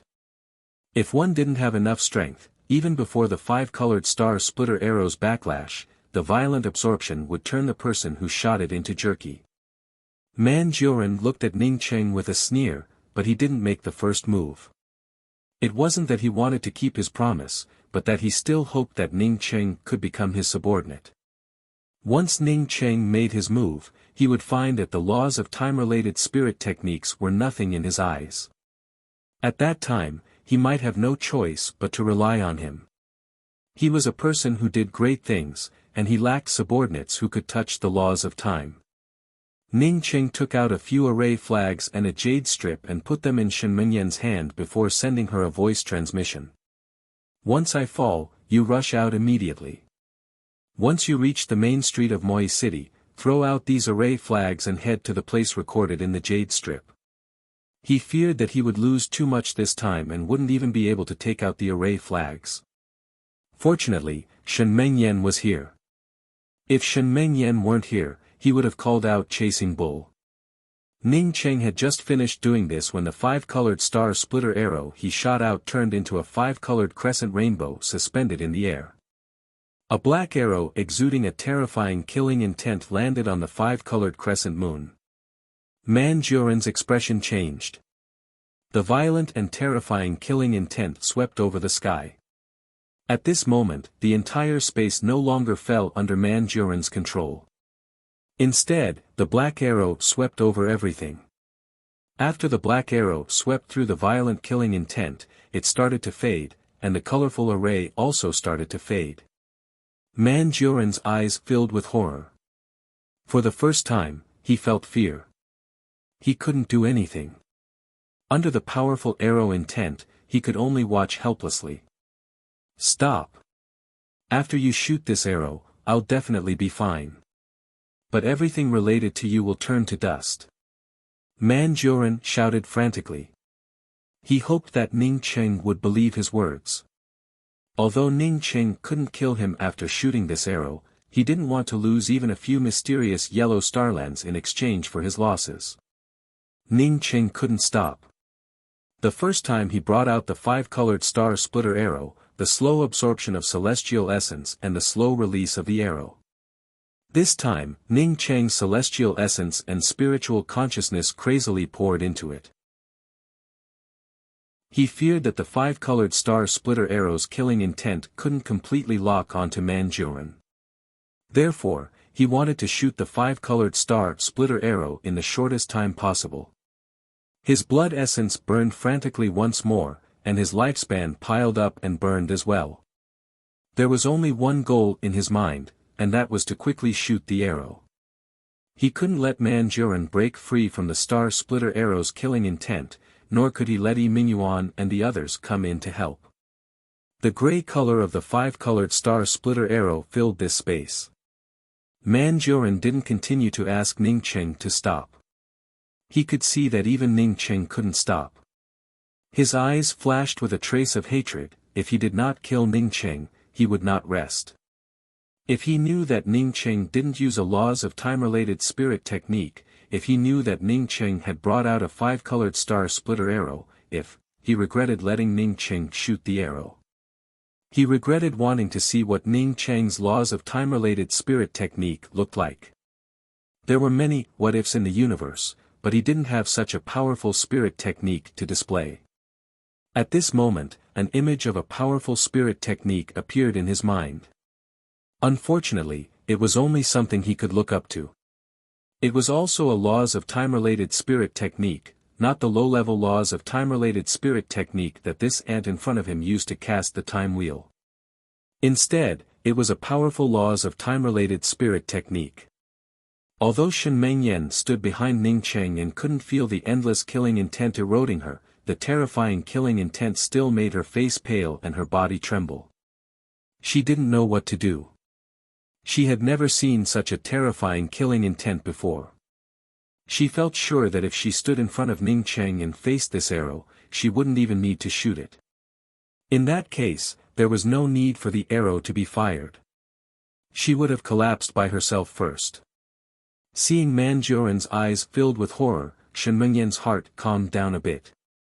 She let out a sigh of relief and turned her gaze to Ning Cheng. But then, her expression changed drastically once again. Ning Cheng's body trembled, his face turned gray, and even his hair slowly turned gray. Blood continued to flow from the corners of his mouth, and the bones in his body creaked. It felt as if he would collapse to the ground at any time. Shen Mengyan was also a heaven-seated powerhouse, so she naturally understood what was going on. Ning Qing not only burned his celestial essence and spiritual consciousness from his sea of consciousness, but he also burned his longevity. What kind of arrow was this? Why was it so terrifying? Whoosh! However, Shen Mengyan was just a heaven-seated cultivator, so he didn't put her in his eyes at all. This ant had destroyed his essence spirit substitute. If he didn't teach this ant's Tao companion a lesson, then he wouldn't be Manjuran, the famous ninth prince. He had always been the one to teach others a lesson. When did it become someone else's turn to teach him a lesson? Shen Mengyan quickly sobered up.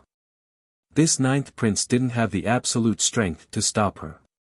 She quickly rushed forward, picked up Ning Qing, turned around, and flew out. Manjuran, on seeing Shen Mengyan daring to escape, sneered and raised his hand to throw out a red light. In this place, even if he didn't chase after her, Shen Mengyan wouldn't be able to escape from the mysterious yellow starland. After Shen Mengyan rushed out of Shui clan's lair, all she saw was a crisscrossing ravine. Where were the streets of Moi City? Ning Qing had told her to throw out the array flags after reaching the streets of Moi City. But now that there were no streets, what should she do? Chuan Xinluo, Qiao Jierue, Zhangkong Tianji, Yi Jiufeng, and the others had all disappeared. Even the eyeless Yi Mingyuan and the thin, bamboo-like man weren't here. Only the enchanting woman and the masked man were still sitting on the edge of a huge crack. The enchanting woman had suffered serious injuries and couldn't move at all. But when the masked man saw Shen Mengyan coming out with Ning Qing in her arms, he immediately roared, "Put him down." Shen Mengyan didn't even bother to pay attention to the masked man.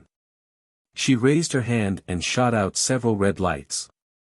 This was her most powerful means, something her master had left for her after she advanced to the heaven-seated realm. The masked man had already suffered serious injuries from Yi Jiufeng. But now, under his anger, he could barely bring out a round shield to block in front of him. The red lights slammed into the round shield with a sharp whistle, causing the masked man to spit out another mouthful of blood. But the red light still managed to pierce through his thigh, spilling another mouthful of blood. At this time, Manjuran also came out. Shen Mengyan didn't have much time to think and threw out all the array flags in her hand. As soon as she threw out the array flags, they formed a series of spatial fluctuations. In just a few breaths, these spatial fluctuations gathered and formed a huge vortex. This vortex rolled up Shen Mengyan and disappeared from this place in an instant. The masked man and Manjuran stared at Shen Mengyan's disappearing figure in a daze. They couldn't believe it. After a while, Manjuran spoke up in shock, setting up a hidden temporary one-way teleportation array. This person is simply a genius. He said that Ning Qing was a genius, but not only because Ning Qing could arrange this array formation, but also because of two other points. First, Ning Qing could think of setting up a one-way teleportation array after entering Moi City. Second, even after Moi City was destroyed, this one-way teleportation array could still be used. Apparently, when setting up this teleportation array, the other party had already thought of hiding the teleportation array flags through space. In fact, Manjuran didn't fully understand the power of Ning Qing's array formation. Ning Qing's array formation didn't have a high grade, but the array flags he arranged could resonate with each other. Even if it blasted away from its original position, it could be restored to its original position in the shortest time through other array flags. He can't escape. This array formation is just a short-distance teleportation array. Manjuran quickly understood the shortcomings of Ning Qing's teleportation array and spoke up with a fierce tone. He would first seal off the mysterious yellow starland, and then slowly deal with Ning Qing after his injuries healed. Chapter 808. Shen Mengyan landed on the edge of a forest full of withered trees. She cautiously scanned the surroundings with her spiritual consciousness. After a while, she was sure that no one was around. Shen Mengyan's attainments in the Tao of Arrays were average, but she also knew that the few array flags Ning Cheng had asked her to throw out were teleportation array flags. She sighed in her heart and admired her daughter Yu Qing's vision even more. In just a short time after entering Moi City, Ning Cheng had already found a way out. Ning Cheng not only had great strength, but he also had extraordinary vision. If only Qin was still here. Shen Mengyan looked down at Ning Cheng, whose hair had turned gray and looked much older than her, and sighed softly. She guessed that this place was still in the mysterious Yellow Starland. Although she had escaped the range of that ninth prince's spiritual consciousness, she had to keep going. Taking out the map jade strip Ning Cheng gave her, Shen Mengyan's hand trembled slightly. The words Thousand Mound Forest were written on the jade strip, along with the direction and location. Wasn't the Thousand Mound Forest the place she told Ning Cheng to go? Since Ning Cheng wanted her to enter the Thousand Mound Forest, it must have been for her sake. Shen Mengyan felt grateful towards Ning Cheng and quickly rushed into the Thousand Mound Forest with Ning Cheng in her arms. A few days later, Shen Mengyan stopped. The location marked on the jade strip's map stopped here. She didn't know what to do next, but Ning Cheng in her arms still hadn't woken up. Thump! A terrifying sound emerged, and Shen Mengyan opened her mouth and spat out a mouthful of blood. This thumping sound almost turned her 5 viscera and 6 bowels upside down. Even her sea of consciousness was tumbling endlessly. What kind of sound was this? Why was it so terrifying? Shen Mengyan quickly retreated. If this terrifying sound came out a few more times, even without the ninth prince's pursuit, she would die here. Aunt Yan, many thanks to you. Ning Cheng opened his eyes. He was also awakened by the same thumping sound. Shen Mengyan, who was still in a panic, saw Ning Cheng waking up and immediately spoke up with joy, "You're awake. We're all family. What's there to thank?" These were Shen Mengyan's subconscious words. Since learning about the relationship between Ning Cheng and Yu Qing, she really didn't treat Ning Cheng as an outsider. Ning Cheng sighed. Although he and Yu Qing truly had nothing to do with each other, he didn't refute Shen Mengyan's words. Instead, he took out a few medicinal pills and swallowed them. After taking a few pills, Ning Cheng's qi and blood quickly converged together, and his body's recovery also accelerated. Another thump sound emerged, causing Shen Mengyan's heart to churn once again. Fortunately, she was a little further away from that thump and didn't spit out blood. Ning Cheng, we have to leave this place quickly. This sound is too terrifying. Shen Mengyan brought out a defensive weapon and spoke to Ning Cheng. This voice seemed to contain a kind of Tao charm, which even her celestial essence couldn't suppress. Ning Cheng took in a deep breath and spoke, "Aunt Yan, we can't leave. Although the sound was terrifying in this place, we could still keep our lives. Once we leave the altar of forefathers' library, we will definitely die.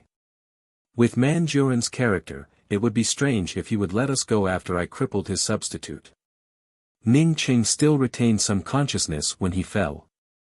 He knew that because of Manjurin's essence spirit substitute, his 5-colored star splitter arrow couldn't kill the other party. Leaving the altar of forefathers' library at this time would truly be courting death. After saying this, Ning Cheng swallowed a few more medicinal pills and barely brought out the everlasting blue thunder fort before saying, "Aunt Yan, don't retreat. Let's go in. Only by going in will we have a chance to survive." Thump sound emerged again, and it hit Ning Cheng's everlasting blue thunder fort. Only then did Shen Mengyan discover that she wasn't affected at all. She didn't continue to retreat and rushed towards the altar of forefathers' library with Ning Cheng in her arms. She had seen Ning Cheng's strength with her own eyes, and she believed that Ning Cheng had made the right choice to come in. Shortly after Shen Mengyan and Ning Cheng entered the direction of the altar of forefathers' library, a figure appeared where Shen Mengyan had previously stood. However, this figure looked in the direction of the altar of forefathers' library and didn't follow them. Instead, he chose to leave. 2 hours later, Shen Mengyan stopped outside a collapsed canyon. This canyon was in a mess, with collapsed buildings everywhere. "Aunt Yen, let's stop here. I will release the restrictions around the everlasting Blue Thunder Fort. You can integrate a trace of your spiritual consciousness into my everlasting Blue Thunder Fort and help me control the Blue Thunder Fort. I want to heal." Ning Qing didn't wait for Shen Mengyan to answer and immediately separated the control of the everlasting Blue Thunder Fort. Shen Mengyan immediately felt the vastness of the everlasting Blue Thunder Fort and the endless lightning arcs within it. Fortunately, the everlasting Blue Thunder Fort was Ning Cheng's weapon. So, with her helping Ning Cheng to support it, it didn't put much pressure on her. After Ning Cheng transferred part of the control of the everlasting Blue Thunder Fort to Shen Mengyan, he turned completely silent. He almost shielded his 6 senses and focused on healing himself. When Shen Mengyan saw this, she quickly brought out an abode-type weapon and put Ning Cheng into the abode-type weapon. She then sat down beside Ning Cheng and controlled the everlasting Blue Thunder Fort while waiting for Ning Cheng to heal himself. Time passed slowly, and after a few days, Shen Mengyan started to feel the strain. She couldn't hold on for much longer. But seeing that Ning Cheng showed no signs of getting up, she could only continue to hold on. Another 2 days passed, and Shen Mengyan started to feel that her spiritual consciousness wasn't strong enough. Controlling the Blue Thunder Fort became even more difficult. Feeling the everlasting Blue Thunder Fort shrinking with every thump, Shen Mengyan started to feel more and more worried. She took out some permanent essence pills and started to absorb the pure starry sky essence spirit chi from the permanent essence pills while hoping that Ning Cheng would wake up soon. The starry sky essence spirit chi from the permanent essence pills quickly helped Shen Mengyan fall into a state of cultivation. The moment she fell into this state of cultivation, she sensed a powerful aura. This aura immediately dissolved some of the remaining pill toxins and impurities in her body. At the same time, it also purified her sea of consciousness and meridians. Not only did she absorb the permanent essence pills at a faster rate, but she also gained a deeper understanding of spirit techniques and Tao laws. Shen Mengyan subconsciously moved closer to Ning Cheng. The closer she got to Ning Cheng, the more powerful this aura became. Shen Mengyan, who was immersed in cultivation, vaguely sensed that the aura affecting her cultivation was an origin aura. She didn't force herself to wake up. This was a once-in-a-lifetime opportunity. What Shen Mengyan absorbed was indeed an origin. It was the mysterious yellow origin that Ning Cheng absorbed during his cultivation and healing. Generally, when Ning Cheng cultivated, no one would stay by his side. But this time, Shen Mengyan staying by his side was a complete accident. Under Ning Cheng's mysterious yellow formless, the mysterious yellow origin continued to circulate through her entire body. Shen Mengyan leaned against Ning Cheng's side while absorbing the mysterious yellow origin aura to cleanse her body. During the circulation of the mysterious yellow origin, no impurities were allowed. Shen Mengyan's cultivation method was far worse than Ning Cheng's. Even if she cultivated to the heaven-seated realm, her body still contained some impurities. Under the circulation of the mysterious yellow origin aura, these impurities would slowly seep out. After Shen Mengyan fell into cultivation, the everlasting Blue Thunder Fort stabilized.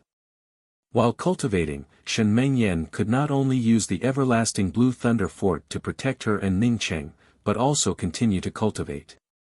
Another month passed by in a flash, and Shen Mengyan, who was in the middle of cultivation, suddenly woke up.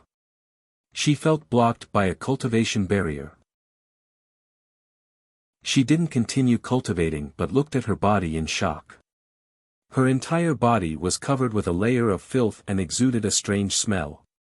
Seeing this situation, Shen Mengyan almost screamed out.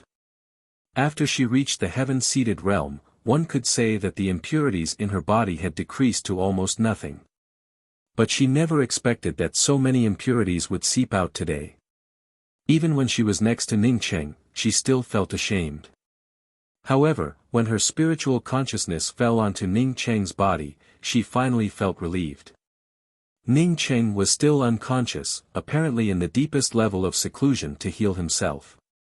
Shen Mengyan breathed in relief and quickly stood up. She then activated a few isolation restrictions before taking off all her clothes. After casting a few dirt removal techniques on her body, she quickly removed the impurities and changed into a set of underwear. Just as Shen Mengyan changed into her underwear, she didn't even have time to put on her coat when she felt a loud bang. The everlasting blue thunder fort outside exploded. At the same time, a spiritual consciousness passed through and fell on her body. Shen Mengyan screamed. She hadn't even put on her clothes when such a thing happened. With the everlasting blue thunder fort blasted open, Ning Cheng also woke up.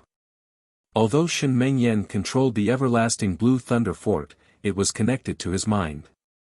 Therefore, when someone blasted open his defensive weapon, how could he not wake up?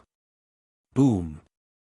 The next moment, Shen Mengyan's abode-type weapon exploded, and the horrified Shen Mengyan quickly hid behind Ning Cheng.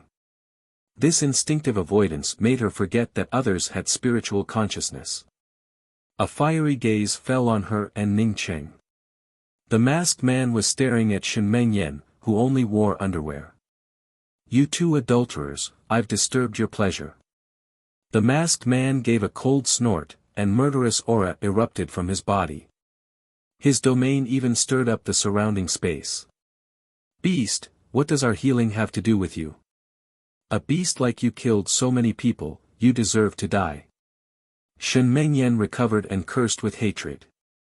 She had a clear conscience, so she naturally wouldn't have any psychological shadows. She quickly took out her coat and was about to put it on when another thud sounded. A trace of blood overflowed from the corner of her mouth, and the coat in her hand fell to the ground. Ning Cheng sneered in his heart. A mere late-stage eternal cultivator dared to disturb his healing.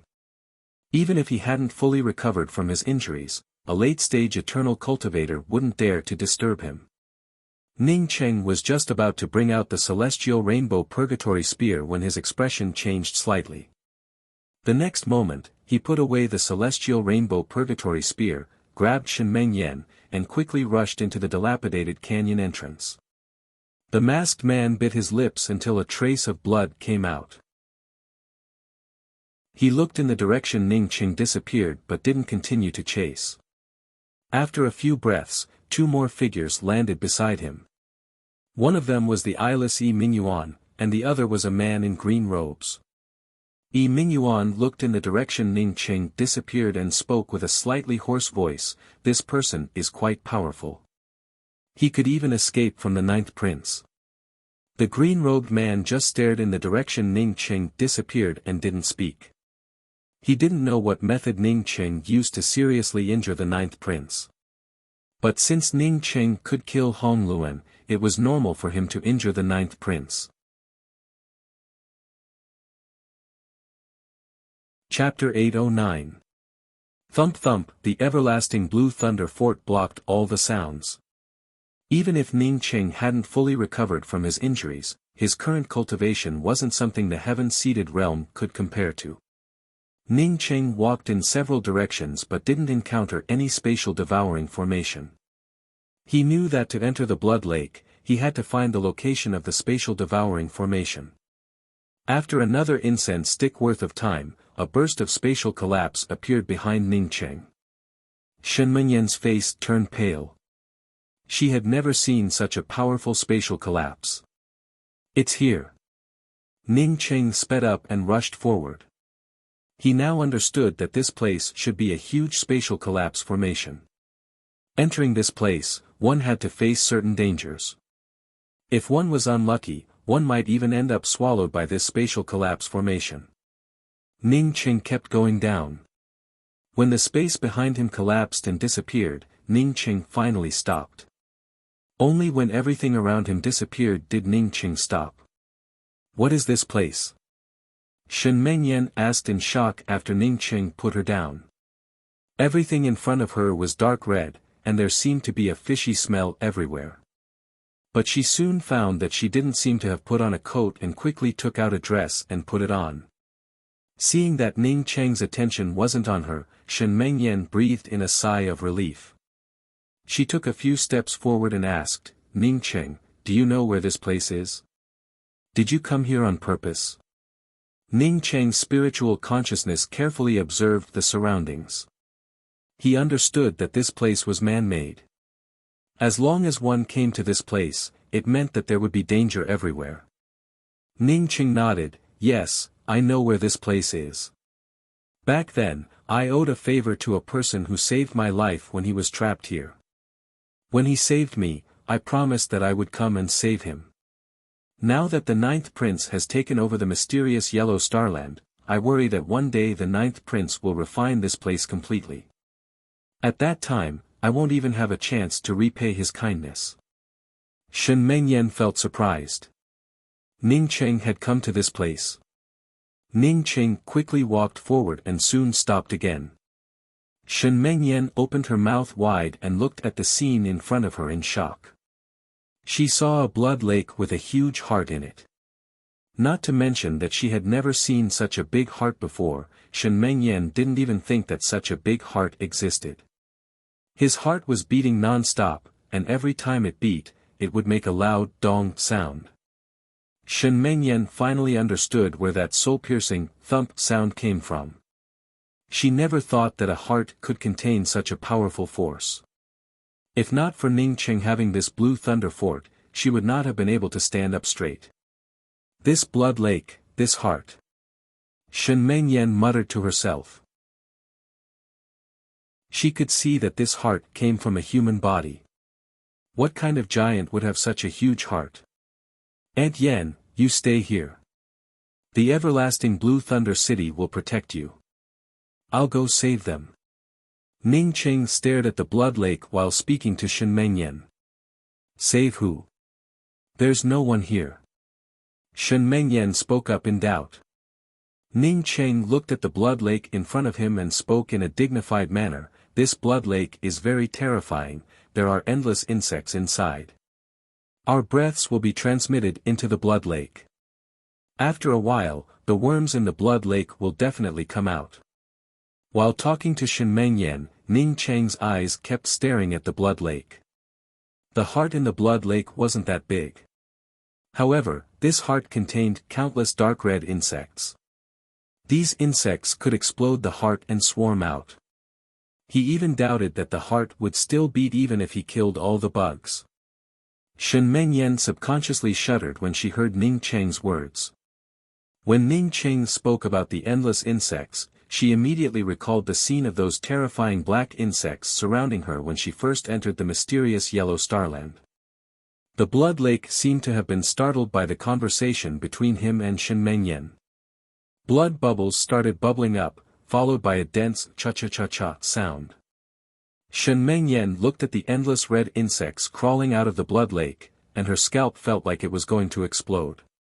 These bean-sized dark red insects, covered in mucus, piled up one by one and crawled out of the blood lake.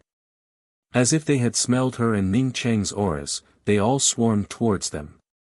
At the same time, a terrifying pressure came from the space around them, and Shen Mengyan felt the pressure of controlling the everlasting Blue Thunder Fort increase. Aunt Yen, try to control the everlasting Blue Thunder Fort. I'll go save them. Ning Cheng brought out the celestial rainbow purgatory spear. If he were still in the heaven-seated realm, Ning Cheng would have been suppressed. But Ning Cheng's current cultivation was much stronger than when he was in the heaven-seated realm. Even if he hadn't fully recovered his strength, he still wasn't someone in the heaven-seated realm could compare to. As the endless insects rushed towards Ning Cheng raised his hand and brought out a time wheel. These insects weren't just disgusting, they were also extremely hard. However, Ning Cheng believed that no matter how hard these insects were, they couldn't withstand a law of time-related spirit technique like the light wheel. The gray time wheel swept out and crushed the piles of dark red insects into nothingness. Ning Cheng finally breathed in a sigh of relief. He wasn't afraid of these insects, but he was afraid that he couldn't kill these insects. As long as the time wheel could kill these insects, he didn't have to worry about them. No matter how many insects there were, no matter how powerful they were meaningless in front of the time wheel that could sweep everything. As the insects continued to pile up and rush towards Ning Cheng kept shooting out array flags while bringing out the time wheel from time to time.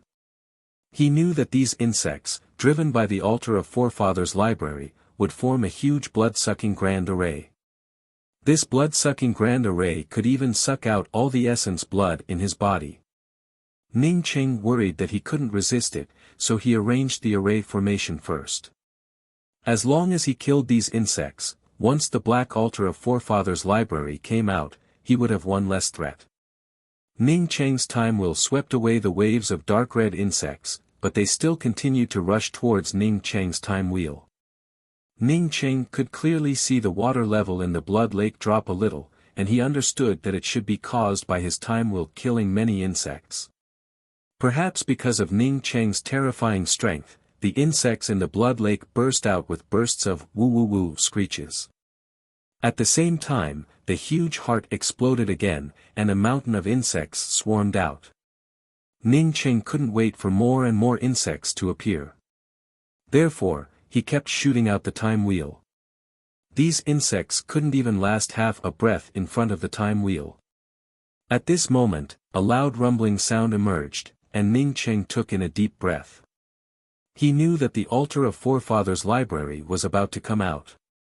Sure enough, after this rumbling sound, a huge black altar appeared on the opposite side of the blood lake, with the words Forefathers' library engraved on the altar. A whimpering sound came from the altar, and the insects stopped rushing towards Ning Cheng after hearing the whimpering sound. Instead, they began to line up in a certain pattern. In a short time, a blood-sucking grand array formed by these insects was arranged. Ning Cheng was very clear that each of the insects here represented an array flag. Ta-ta, walala, at the same time that the black altar of Forefathers' library appeared, the giant dragging the heavy iron chain also appeared. Ning Cheng naturally understood that once the altar of Forefathers' library appeared, the giant would have to appear. The purpose of the giant's appearance was to provide essence blood to the altar of Forefathers' library. Ning Cheng didn't want the giant's essence blood to be absorbed by the blood lake. He raised his hand and shot out a time wheel towards the blood-sucking grand array formed by the insects. In Ning Cheng's view, as long as he blew up the blood-sucking grand array, the giant's essence blood would not be absorbed by the blood lake. Maybe this altar of Forefathers' library would also be useless. Shen Mengyan, who stood behind Ning Cheng, stared at the 10 feet tall giant in a daze. She really couldn't hold back her tears. She had suffered this kind of pain, so she knew the suffering of giants. Back then, she had also been locked in a water prison, and it was Ning Cheng who had rescued her. This giant was even more miserable than her. There was a huge hole in his chest, one of his eyes was blind, and the other had been dug out. Even his arm was left with only one. Whether it was his chest that had been dug out or his eye that had been dug out, black blood kept flowing down. The giant arched his body and tried to grab the heart in the blood lake, but both his feet and one of his hands were locked by a thick iron chain. His hand could only reach the surface of the blood lake, and he could no longer extend it even a little bit.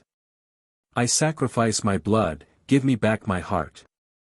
I sacrifice my blood, give me back my eye. The giant's mournful voice made Shen Mengyan feel even more sad. Who was so vicious? Who was so inhumane to torture a person like this? It would be better to just kill that person directly.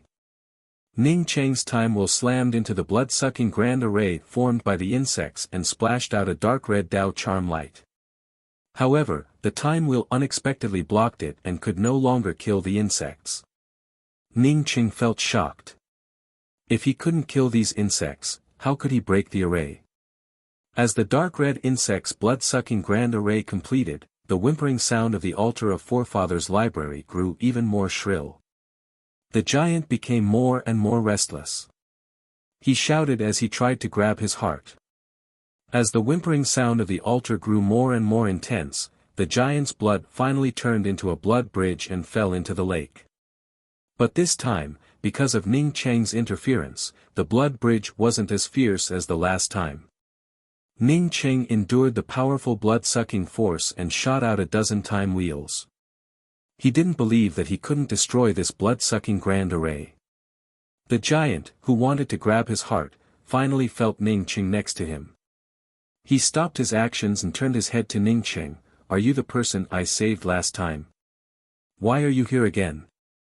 The celestial rainbow purgatory spear in Ning Cheng's hand turned into a spear intent and broke through the space between him and the blood-sucking grand array. Then, with the help of the time wheels, he shot out with all his might.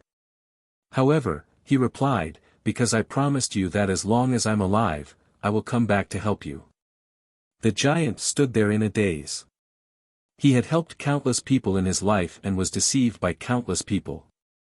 Except for the dead sheik, no one had ever come to help him. Not to mention keeping his promise and returning to this place again. He clearly had no eyes, but 2 lines of tears flowed down his cheeks as he murmured, You were right. There are always good people in this world." He shed tears of excitement, not because Ning Cheng came to save him, but because she didn't lie to him. Chapter 8:10. Boom! The celestial rainbow purgatory spear and the time wheel slammed into the blood-sucking grand array formed by the dark red insect tide, causing the aura of time to splatter out. However, the insect tide grand array only shook a little but didn't break. The black altar of Forefathers' library whimpered even more miserably, and the insects that came out of the blood lake and the heart of the blood lake also became denser. The giant did not care about Ning Cheng's attack. After he muttered to himself, he spoke to Ning Cheng, "I know, you are called Ning Cheng. If you can't save me, I'll send you away." With that, the giant grabbed at the void again and tore open another crack in the void.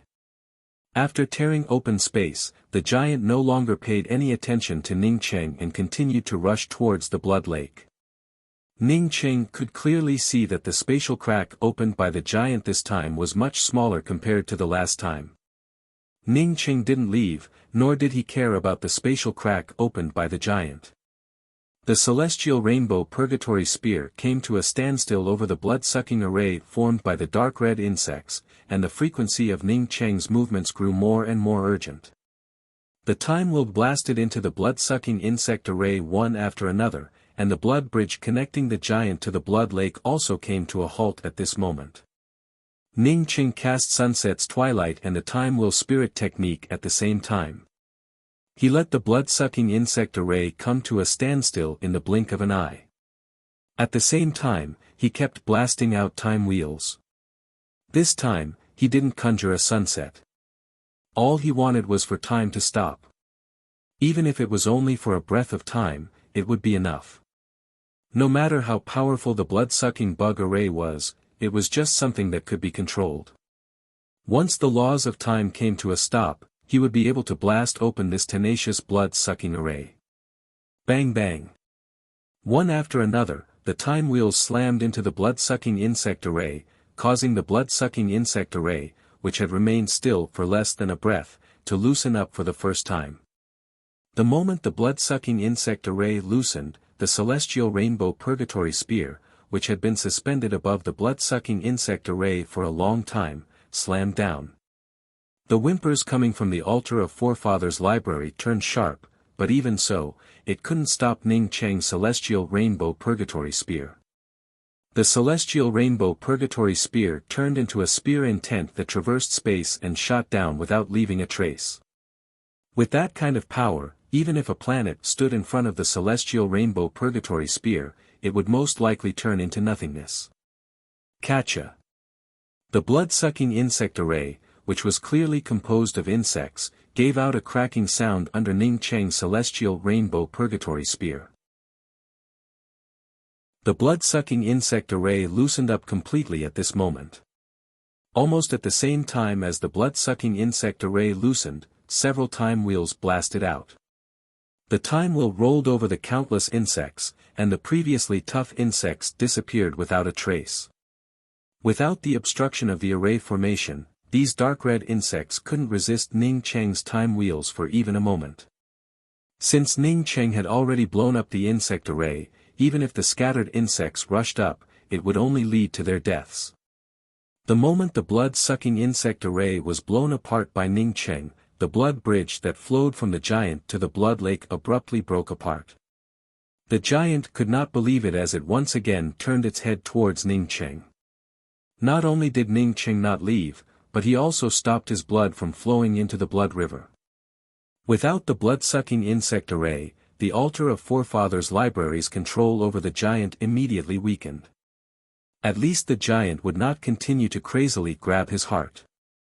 At this moment, the 3 chains on the giant's body suddenly began to shrink, as if they were going to pull the giant back into the abyss.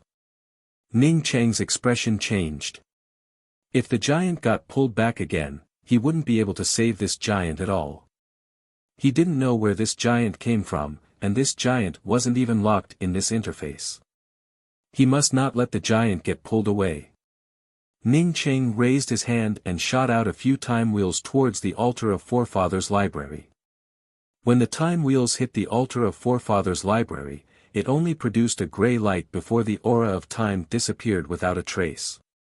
His time wheels couldn't do anything to this altar of forefathers' library. You can't destroy that altar.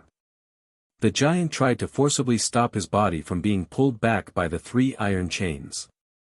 But the pulling force was too strong, and the giant's body made cracking sounds. He only managed to hold on for a moment before the 3 chains continued to pull him back. Even without the giant's reminder, Ning Cheng's time wheels hit the altar of forefathers' library.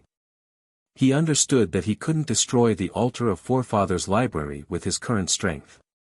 He quickly brought out the celestial rainbow purgatory spear and condensed all his celestial essence to attack one of the chains. Only by breaking these 3 chains would he be able to save the giant. Boom! The violent celestial essence force exploded on the chain, but Ning Cheng soon felt disappointed. Even after he attacked with all his strength, the chain couldn't even leave a mark. Ning Cheng knew that it wouldn't make any sense for him to smash the 3 chains with the celestial rainbow purgatory spear. The grade of these 3 chains was not something his celestial rainbow purgatory spear could break, nor could he break them with his cultivation. Seeing the giant getting pulled further and further away, Ning Cheng grew more and more anxious. If he couldn't save the giant this time, he might even end up harming the giant. Ning Cheng, thank you for coming to save me. I'm leaving. No matter if we can meet again in the future or not, you will always be my second friend. The giant felt Ning Cheng's disappointment and anxiety and tried to persuade him instead. The distant altar of forefathers' library's screams grew sharper and sharper. The louder the altar's screams, the greater the pulling force on the giant. Ning Cheng felt angry, but he also knew that he couldn't blow up the altar of forefathers' library. Ning Cheng had never felt so small before. Even against the 9th prince, when he was at an absolute disadvantage, he didn't feel this way. This feeling was too uncomfortable, and it made him unable to breathe. I'm too weak. Ning Cheng clenched his fists and watched the giant's figure about to be pulled into the darkness. He felt extremely uncomfortable in his heart. Seeing that the giant was about to disappear in front of him, Ning Cheng suddenly remembered that the giant's eye was still on him. He quickly took out the jade box. The moment he took out the jade box containing the eye, the giant also sensed the jade box in Ning Cheng's hand and roared even more violently. Exerting all his strength, he even stopped himself from being dragged down. His 2 empty eyes stared at Ning Cheng's hand, as if he could still see it. The skin and bones all over his body bulged up, forcibly stopping the pull of the chains. Ning Cheng was holding his eye, it had to be his eye. Ning Cheng saw the giant's expression and felt a sense of sadness in his heart. He rushed forward and wanted to hand the eye to the giant. But when he rushed to the giant's side, he suddenly remembered something, the dagger that nailed the giant. He hadn't refined the dagger, not because he didn't want to refine it, but because he wanted to give it to the giant. He didn't think that he wouldn't be able to save the giant, so it wasn't until this moment that he remembered the dagger. Ning Qing quickly took out the dagger, rushed behind the giant, raised the dagger in his hand and slashed down. A tearing murderous aura came crashing down, and even the void in front of the dagger seemed to have a trace of it. A shallow gap appeared on the chain, but Ning Cheng's heart was filled with regret. He regretted that he did not refine this dagger. If he had refined this dagger, he would have definitely been able to cut off these 3 chains. But now it was too late. At his speed, he feared that the giant would be pulled into the void before he could even cut off one of the chains. Sure enough, after Ning Cheng's dagger slashed down, the altar of Forefathers' library in the distance started to emit a trace of black aura, and the shrill cries became even more violent. The moment Ning Cheng took out the dagger, the giant turned his head towards the dagger in Ning Cheng's hand, and a hint of surprise appeared on his face. "Ning Cheng, give me the dagger." Ning Cheng did not hesitate to put the dagger in the giant's hand, and the dagger seemed to suddenly grow bigger in the giant's hand. The giant held the dagger and chopped down on the chain that locked him. Chi. The space around him made a chi fluctuation, and a dark spatial crack appeared in front of the dagger. A violent killing intent invaded, and Ning Cheng, who was standing a little further away, felt a chill. Kacha. The chain that locked the giant's wrist made a kacha sound, and like a piece of tofu, it was cut off by the giant. The giant bent down and chopped down twice in succession. Kacha, kacha, with 2 more kacha sounds, the giant cut off the 3 chains himself. After the 3 chains were cut off by the giant, they were instantly dragged into the void and disappeared without a trace. After cutting off the chain that locked him, the giant let out a violent roar, grabbed the dagger, and rushed towards the dark altar of Forefathers' library. The altar seemed to feel that something was wrong, and with a shrill scream, retreated into the dark void like the chain, and disappeared without a trace. Seemingly knowing that he couldn't catch the altar, the giant sighed, and the violent rage gradually subsided. He then reached out and grabbed the heart in the blood lake. Not knowing if it was because Ning Cheng killed the insects that escaped from the heart had become very dim, and even the sound of its heartbeat had turned flat. Ning Cheng also put away the everlasting Blue Thunder City. With the giant controlling his heart, the heart's beating Dao charm would no longer hurt Shen Mengyan. The insects disappeared, the altar retreated, and the giant grabbed the heart. Ning Cheng put away the everlasting Blue Thunder City, and Shen Mengyan also came out. When she saw the giant grab the heart, she exclaimed, "Big guy, there are a lot of insects in that heart." The giant shook his head. "After Ning Cheng saved me, these insects turned into nothingness. Only after the altar locked me in place could the altar's Dao charm allow them to survive. Now that I'm free, and without the altar, these insects will disappear." After saying that, the giant put the heart in the blood lake again. Ning Cheng and Shen Mengyan watched in surprise as the blood lake quickly faded, and the blood lake also started to get shallower. At the same time, the heart also slowly regained some of its previous vitality. Although its heartbeat still felt weak, it no longer looked like it was on the verge of death. Ning Cheng handed the jade box containing the eye to the giant. "The last time I felt your aura was the same as the aura of this eye. I thought you must have lost it. After I went out, I deliberately found it for you."